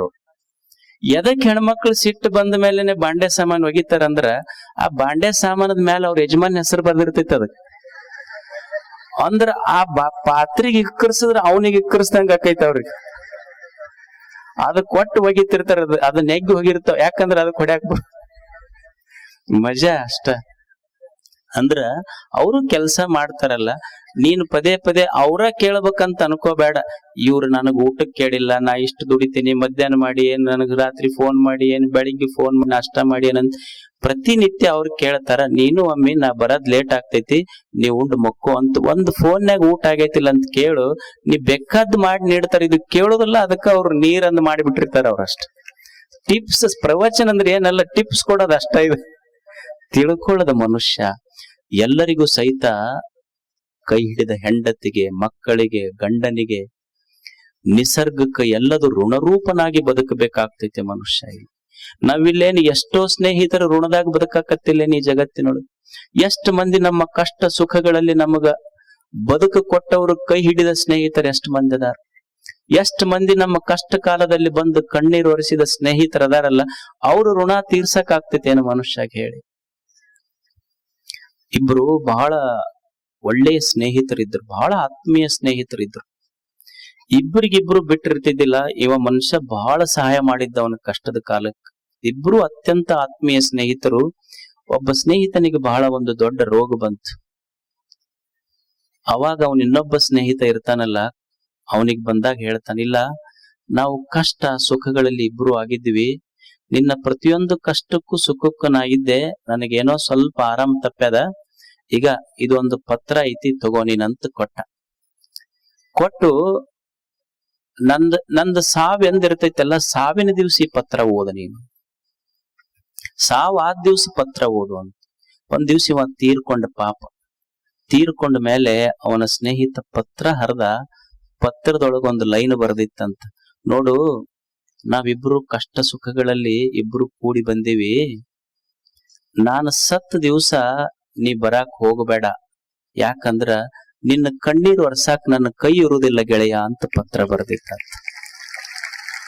ಇಲ್ಲೇನು ಎಷ್ಟು ಜನ ಸ್ನೇಹಿತರ ಋಣದಾಗ ನಾವು ಬದುಕಾಕತ್ತೀವಲ್ಲ, ಅದಕ್ಕ ಒಂದಿಷ್ಟು ನಿಸರ್ಗವನ್ನ, ತಂದೆ ತಾಯಿಗಳನ್ನ, ಗುರುಗಳನ್ನ, ಸ್ನೇಹಿತರನ್ನ, ಜೊತೆಗೆ ಈ ಬದುಕು ಕೊಟ್ಟ ಭಗವಂತನ ನಾಮಸ್ಮರಣೆಯನ್ನ ನಾಲ್ಗೆ ಮ್ಯಾಲ ಇಷ್ಟು ಬಂದ್ರೆ ಸಾಕು. ಭಗವಂತ ಇದು ನೀನು ಕೊಟ್ಟಿದ್ದಪ್ಪ ಅಂದ್ರೆ ಸಾಕಷ್ಟು. ಭಗವಂತ ಇದು ನೀ ಕೊಟ್ಟ ಪ್ರಸಾದ ಅಂತ ಬಂದ್ರೆ ಸಾಕು. ಇದು ಮಂತ್ರ ಸ್ವಾಧ್ಯಾಯ, ಕೊನೆಗೆ ಆತ್ಮ ಸ್ವಾಧ್ಯಾಯ. ಮನುಷ್ಯಗೆ ಇದು ಗೊತ್ತಿರ್ಬೇಕು. ಏನು ಅಂದ್ರ, ನಾವ್ ಎದಕ್ ಸಣ್ಣವರಾಗಿವಿ ಅಂದ್ರೆ ನಮ್ಮ ಶಕ್ತಿ ನಮಗ್ ಗೊತ್ತಿಲ್ಲ. ಮನುಷ್ಯನಿಗೆ ಜಗತ್ತು ಕಂಡೈತಿ, ಶಕ್ತಿ ಕಂಡಿಲ್ಲ. ಈಗ ನೀವು ಮನ್ಯಾಗ ಫ್ಯಾನ್ ಹಚ್ತೀರಿ, ಟ್ಯೂಬ್ಲೈಟ್ ಹಚ್ತೀರಿ, ಫ್ರಿಡ್ಜ್ ತೆಗಿತೀರಿ, ಎಲ್ಲವೂ ಎದ್ರ ಮೇಲೆ ಓಡ್ಯಾವವು? ಕರೆಂಟಿನ ಮೇಲೆ ಓಡ್ಯಾವ. ಕಂಡೈತೇನು? ಕಂಡಿಲ್ಲ. ಆದ್ರ ಅದು ಇರದೆ ನಡೆಯುವುದಿಲ್ಲ. ಅಂದ್ರ ಕಂಡಿಲ್ಲಂತ ಇಲ್ಲಂತ ಹೇಳಕ್ ಆಗೋದಿಲ್ಲ, ಅದು ಇರದೇ ಇದ್ರ ನಡೆಯುವುದಿಲ್ಲ. ಹಂಗ ಮನುಷ್ಯನೇ ನಿನ್ನೊಳಗೂ ಒಂದು ಶಕ್ತಿ ಐತಿ. ಆ ಶಕ್ತಿಯ ಬಗ್ಗೆ ನಿನಗೆ ಸ್ವಲ್ಪ ಗೊತ್ತಿರ್ಬೇಕಷ್ಟೆ. ದೇವ್ರು ನಿನಗೊಂದ್ ಏನು ಟಾಸ್ಕ್ ಕೊಟ್ಟಾನಿಲ್ಲಿ ಅಂದ್ರ, ನಿನ್ನೊಳಗ he has kept unlimited energy with a limited time. ನಿನ್ನೊಳಗ ಅಪಾರ ಶಕ್ತಿ ಬಹಳ ಇಟ್ಟಾನ, ಸಮಯ ಸ್ವಲ್ಪ ಕೊಟ್ಟಾನ. ಇದೊಂದು ಪರೀಕ್ಷೆ ಐತಿ, ಸ್ವಲ್ಪ ಸಮಯ ಶಕ್ತಿ ಬಹಳ ಇಟ್ಟಿನಿ, ಸಮಯ ಕಡಿಮೆ ಕೊಟ್ಟಿನಿ, ಹೆಂಗ ಪಾಸ್ ಆಗಿ ಬರ್ತಿ ಬಾ ಅಂತ. ಇದು ಜೀವನ ಅಂದ್ರೆ ಒಂದು ಎಕ್ಸಾಮ್, ಇದು ಅಷ್ಟೇ. ಬಹಳ ಶಕ್ತಿ ಇಟ್ಟು ಸ್ವಲ್ಪ ಸಮಯ ಕೊಟ್ಟು ಒಂದು ಪರೀಕ್ಷೆಗೆ ಕಳಿಸಾನ ದೇವ್ರು. ನಮಗ್ ಹೆಂಗ ಬಳಸ್ಕೊಂತಾರ ಇವ್ರು ಅಂತ. ಬಳಸ್ಕೊಂಡ್ರಲ್ಲಿ ಹಿಂದೆ ಹೆಂಗ ಬಳಸ್ಕೊಂಡ್ರಿ ಹೇಳ್ರಿ?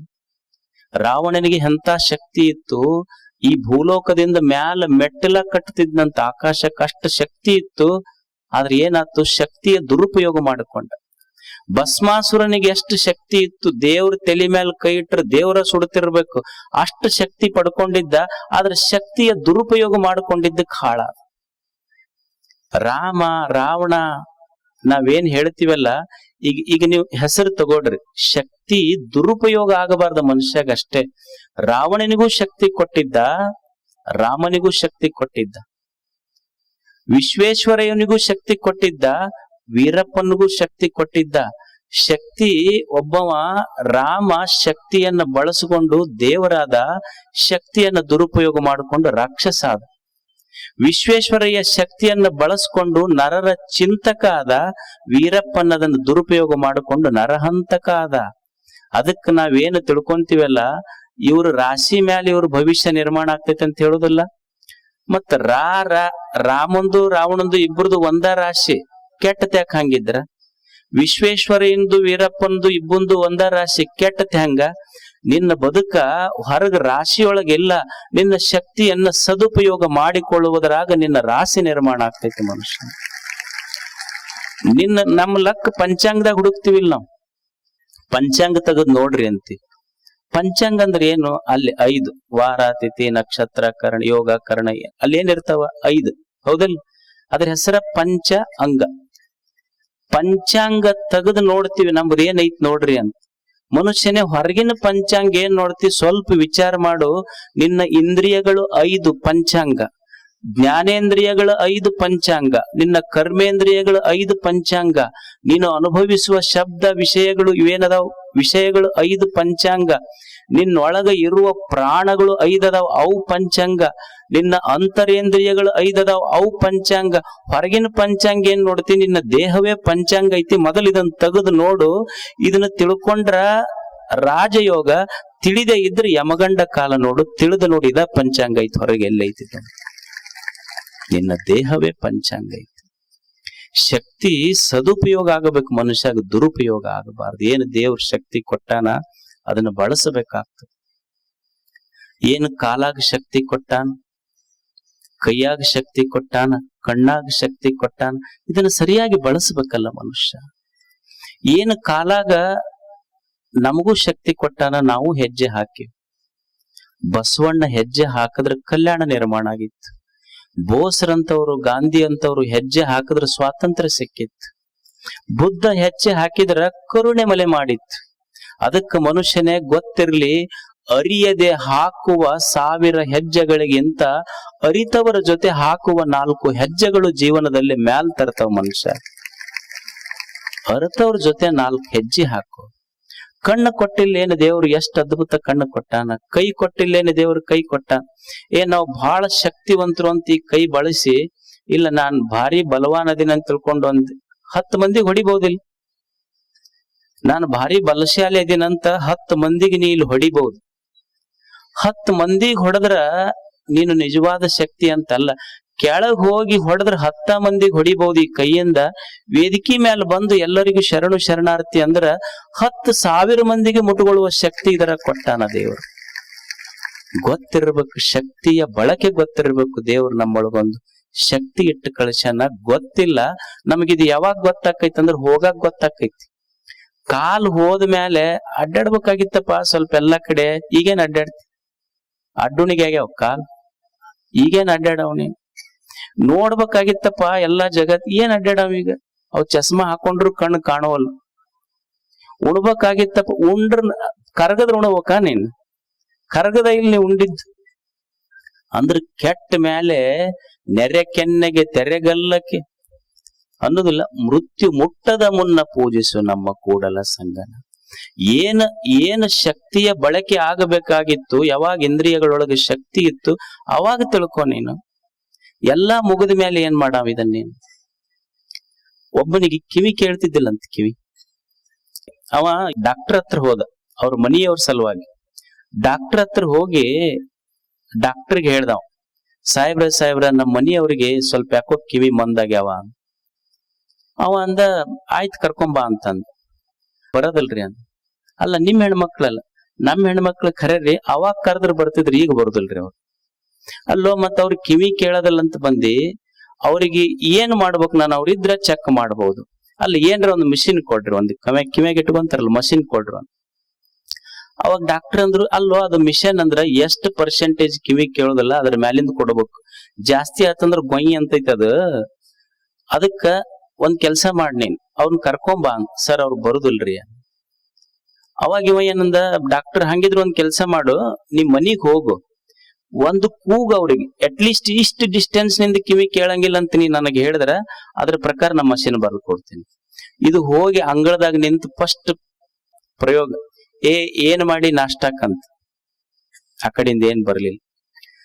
ಅಂಗಳದಿಂದ ಮನಿ ತಲವಾಗಲಿ ಹೋತ್, ಏನ್ ಮಾಡಿ ನಾಷ್ಟಾಕಂತ, ಏನು ಬರ್ಲಿಲ್ಲ.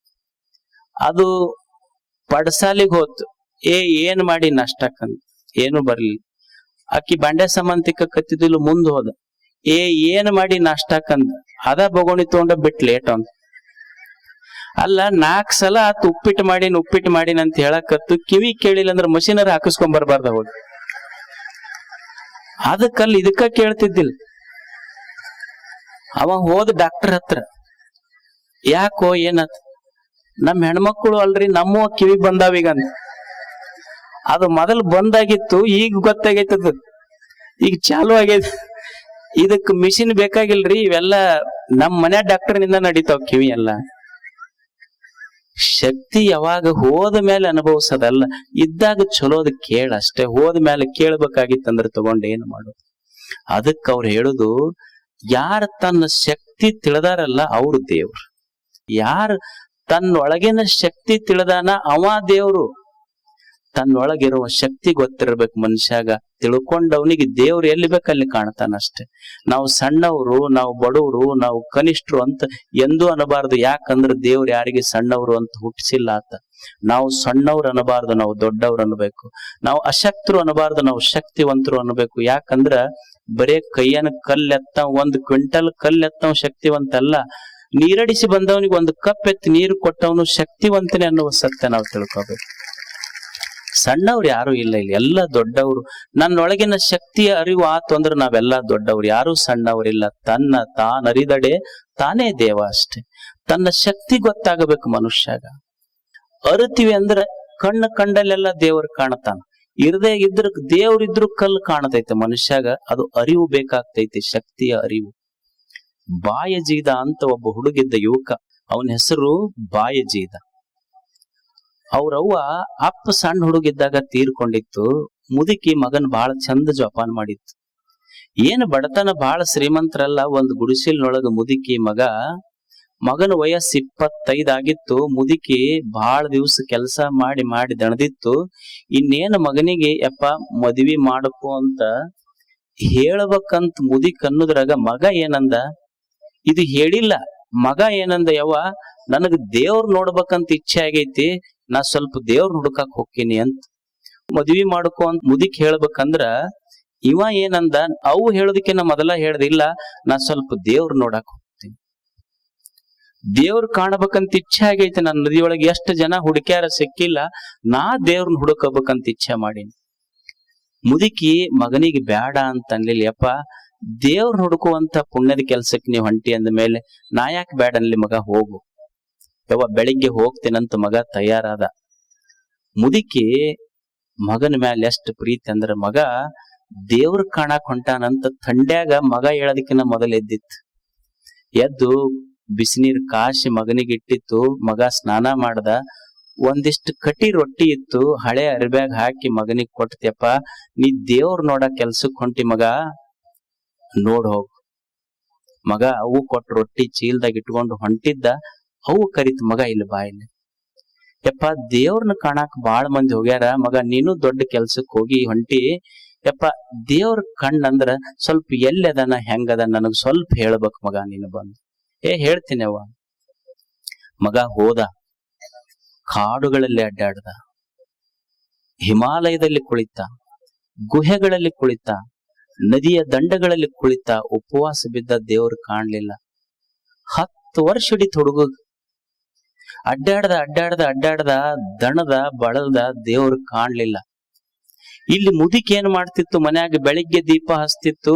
ದೀಪ ಹಚ್ಚುವಾಗ ಜಗಲಿ ಮುಂದ, ಯಪ್ಪ ನನ್ನ ಮಗ ನಿನಗ್ ಹುಡುಕಾಕ್ ಹೋಗ್ಯಾನ, ಸ್ವಲ್ಪ ಅವನಿಗೆ ದರ್ಶನ ಕೊಡು. ಮುದುಕಿ ಮನ್ಯಾಗ ರಾತ್ರಿ ದೇವ್ರ ಮುಂದೆ ದೀಪ ಹಚ್ಚಿ ಹೇಳ್ತಿತ್ತು, ಯಪ್ಪ ನನ್ನ ಮಗ ನಿನ್ನ ದರ್ಶನಕ್ ಹೋಗ್ಯಾನ, ಸ್ವಲ್ಪ ಹುಡುಕಾಕ್ ಹೋಗ್ಯಾನ, ಜಲ್ದಿ ದರ್ಶನ ಕೊಡು ಅವನಿಗೆ. 10 ವರ್ಷ ಹುಡುಕಿತ್ತು ಹುಡುಗ, ದೇವ್ರು ಭೇಟಿ ಆಗ್ಲಿಲ್ಲ. ದಣದು ಊರ್ ಕಡೆ ದಾರಿ ಹಿಡ್ದ. ಊರಿಗೆ ಬಂದಾಗ ಸಾಯಂಕಾಲ ಆಗಿತ್ತು. ಸಾಯಂಕಾಲ 6:30 7 ಹುಡುಕ್ತಾ ಬಾಳ ದಿವ್ಸ ಆಗಿತ್ತಲ್ಲ, ಗೊತ್ತಾತ. ಸಂಧಿ ಹಿಡ್ದು ಮನಿಗೆ ಬಂದ. ಮನಿ ಬಾಗಿಲ್ದಾಗ ನಿಂತಿದ್ದ. ಸಾಯಂಕಾಲ ಮುದುಕಿ ದೇವ್ರ ಮುಂದೆ ದೀಪ ಹಚ್ಚಿ ನಮಸ್ಕಾರ ಮಾಡಿ ಹೇಳ್ತಿತ್ತು, ಯಪ್ಪ ನನ್ನ ಮಗ ನಿನ್ ಹುಡುಕಾಕ್ ಹೋಗ್ಯಾನ, ದೇವ್ರು ನಿನ್ ಸ್ವಲ್ಪ ದರ್ಶನ ಕೊಡು ಅಂತ ಮುದುಕಿ ಹೇಳ್ತಿತ್ತು.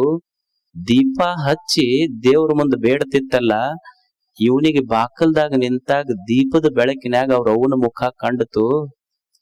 ಯವ್ವಾ ಅಂದ. ಅವಾಗ ಮುದುಕಿತ್ತಲ್ಲ, ಯಪ್ಪ ಬಂದೇನೋ ಮಗ ಅಂತ ಬಂತು ಹೊರಗ. ಯವ್ವ ಬಂದೀನಿ. ಮುದುಕಿ ಕೇಳ್ತು, ಯಪ್ಪ ದೇವ್ರ ಕಂಡ ನಿನಗ? ಯವ್ವ ಕಂಡ, ದೇವ್ರ ಕಂಡ. ಎಲ್ಲಿ ಕಂಡ?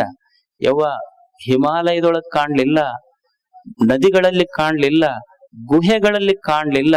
ನಾನು ಮನಿ ಬಾಕಲ್ದಾಗ ನಿಂತಾಗ ನನ್ನ ಮಗನಿಗೆ ದರ್ಶನ ಕೊಡುವಂತ ಕರುಣೆಯಿಂದ ಕೇಳ್ತಿದ್ದೆಲ್ಲ, ಆ ದೀಪದ ಬೆಳಕಿನಾಗ ನಿನ್ನ ಮುಖದಾಗ ದೇವ್ರ ಕಂಡಾನ. ನನಗೆ ನಿನ್ನ ಮುಖದಾಗ ದೇವ್ರ ಕಂಡಾನ, ಇಲ್ಲಿ ಎಲ್ಲಿ ಹೋಗುವುದು ಹೇಳಿ? ಇದು ರಿಯಲೈಸೇಷನ್, ಇದು ಆತ್ಮ ಸ್ವಾಧ್ಯಾಯ. ದೇವನನ್ನ ಅರಸಿ ಹುಡುಕುವುದಲ್ಲ, ಅರಿತು ಅನುಭವಿಸುವುದಷ್ಟೇ. ದೇವರು ಅಂದ್ರೆ ಅರಸಿ ಹುಡುಕುವ ವಸ್ತು ಅಲ್ಲ, ಅರಿತು ಅನುಭವಿಸುವ ವಸ್ತು. ಅದಕ್ಕೆ ಮನುಷ್ಯನಿಗೆ ಇವು ಮೂರೂ ನೆನಪಿಡೋದು. ಬೆಳಿಗ್ಗೆ ಎದ್ದ ತಕ್ಷಣ ಚಲೋ ವಿಚಾರ ತಲೆಯಾಗಿರ್ಬೇಕು. ಬೆಳಿಗ್ಗೆದ್ದು ಚಲೋ ವಿಚಾರ, ಸ್ವಲ್ಪ ದೇವರ ನಾಮ ಸ್ಮರಣೆ, ಆಮೇಲೆ ನನ್ನ ಶಕ್ತಿಯ ಬಗ್ಗೆ ನನಗೆ ಅರಿವಿರ್ಬೇಕು. ಇವು ಮೂರು ತಿಳ್ಕೊಂಡು ಬಿಟ್ರ ಲೈಫ್ ಇಸ್ ಎ ಸೆಲೆಬ್ರೇಷನ್. ನಮ್ಮ ಹುಟ್ಟು ಹಬ್ಬ ಆಗತ್ತೆ. ಜೀವನವೇ ಒಂದು ಹುಟ್ಟು ಹಬ್ಬ. ನಾವು ಆ ಡೇ ಈ ಡೇ ಮಾಡ್ತೀವಿಲ್ಲ. ನಾವು ಇಂಡಿಪೆಂಡೆನ್ಸ್ ಡೇ ಮಾಡ್ತೀವಿ, ರಿಪಬ್ಲಿಕ್ ಡೇ ಮಾಡ್ತೀವಿ, ಎನ್ವಿರಾನ್ಮೆಂಟಲ್ ಡೇ ಮಾಡ್ತೀವಿ. ಶಾಲೆಗೆಲ್ಲ ಮಾಡೋದಿಲ್ಲ ಮಕ್ಕಳು. ಶಾಲ್ಯಾಗ independence day, environmental day, republic day ಮಾಡ್ತಾರ. ಆದ್ರೆ ಯಾವ ಕಾಲೇಜ್ ಹುಡುಗರು ಇರೋದಿಲ್ಲ. ವ್ಯಾಲೆಂಟೈನ್ಸ್ ಡೇ ದಿವಸ ಮಾತ್ರ ಯಾರು ತಪ್ಸಂಗಿಲ್ಲ. ಏನು ಶಾಲೆಗೆ ಅಡ್ಮಿಷನ್ ಮಾಡಿಸ್ತಾ ಹೋಗಿದ್ದು ವ್ಯಾಲೆಂಟೈನ್ಸ್ ಡೇಗೆ ಒಂದೇ. ನಮಗ ಆ ಡೇ ಈ ಡೇ ಬೇಡ. ನಿನ್ನ ಹುಟ್ಟು ಹಬ್ಬ ಐತಲ್ಲ, ನಿನ್ನ ಹುಟ್ಟು ಹಬ್ಬವನ್ನು ನೀನು ದೀಪ ಹಚ್ಚಿ ಆಚರಿಸಿಕೊಳ್ಳುವುದಲ್ಲ. ನಿನ್ನ ಬದುಕು ಹೆಂಗ ಆಗಬೇಕಂದ್ರೆ, ನೀನು ಹುಟ್ಟಿದ್ದಕ್ಕೆ ವಿಶ್ವಕ್ಕೆ ಹಬ್ಬ ಆಗಬೇಕಲ್ಲ, ಹಂಗ ಬದುಕಬೇಕು ಮನುಷ್ಯ. ಅದು ಹುಟ್ಟು ಹಬ್ಬ.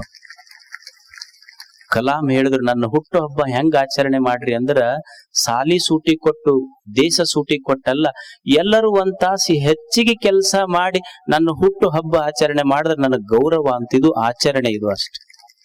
ಅದಕ್ಕೆ ಮನುಷ್ಯನೇ, ನಿನ್ನ ಹುಟ್ಟು ಹಬ್ಬ ಹೆಂಗಿರ್ಬೇಕು ಅಂದ್ರ, ದೇವರ ಪಣತಿಗೆ ಎಣ್ಣೆ ಹಾಕಿ ಹುಟ್ಟು ಹಬ್ಬವನ್ನ ಆಚರಿಸುವುದಕ್ಕಿಂತ, ರಕ್ತ ಇಲ್ಲದ ಎಲ್ಲಿಯೋ ರೋಗಿಗೆ ಬಿದ್ದಾಗ ಒಂದಿಷ್ಟು ರಕ್ತ ಕೊಟ್ಟು ನಿನ್ನ ಹುಟ್ಟು ಹಬ್ಬವನ್ನ ಆಚರಣೆ ಮಾಡಿ.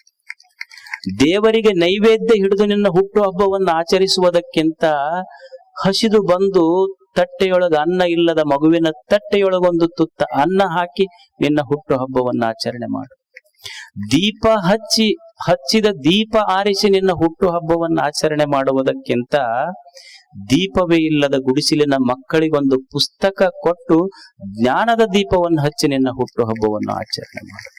ಇದು ಸ್ವಾಧ್ಯಾಯ. ಇದು ಅದಕ್ಕೆ ಮನುಷ್ಯ ಇಂಥ ಸ್ವಾಧ್ಯಾಯವನ್ನ ಪ್ರತಿನಿತ್ಯ ಮಾಡಿದ್ರ ಸಮಾಧಾನ. ಈ ದಿವ್ಸ ಹೆಂಗ ಚಲೋ ಇರೋದು ವಿಚಾರ ಮಾಡೋದಷ್ಟೇ.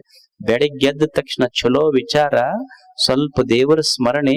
ನಾ ಸಣ್ಣವ ಅನ್ನೋದಿಲ್ಲ, ನಾನು ಶಕ್ತಿವಂತ ಅಂತ ಹೆಜ್ಜೆ ಹಾಕುವುದು. ಇದು ಸ್ವಾಧ್ಯಾಯದ ಸೂತ್ರ. ಶರಣಾರ್ಥಿ.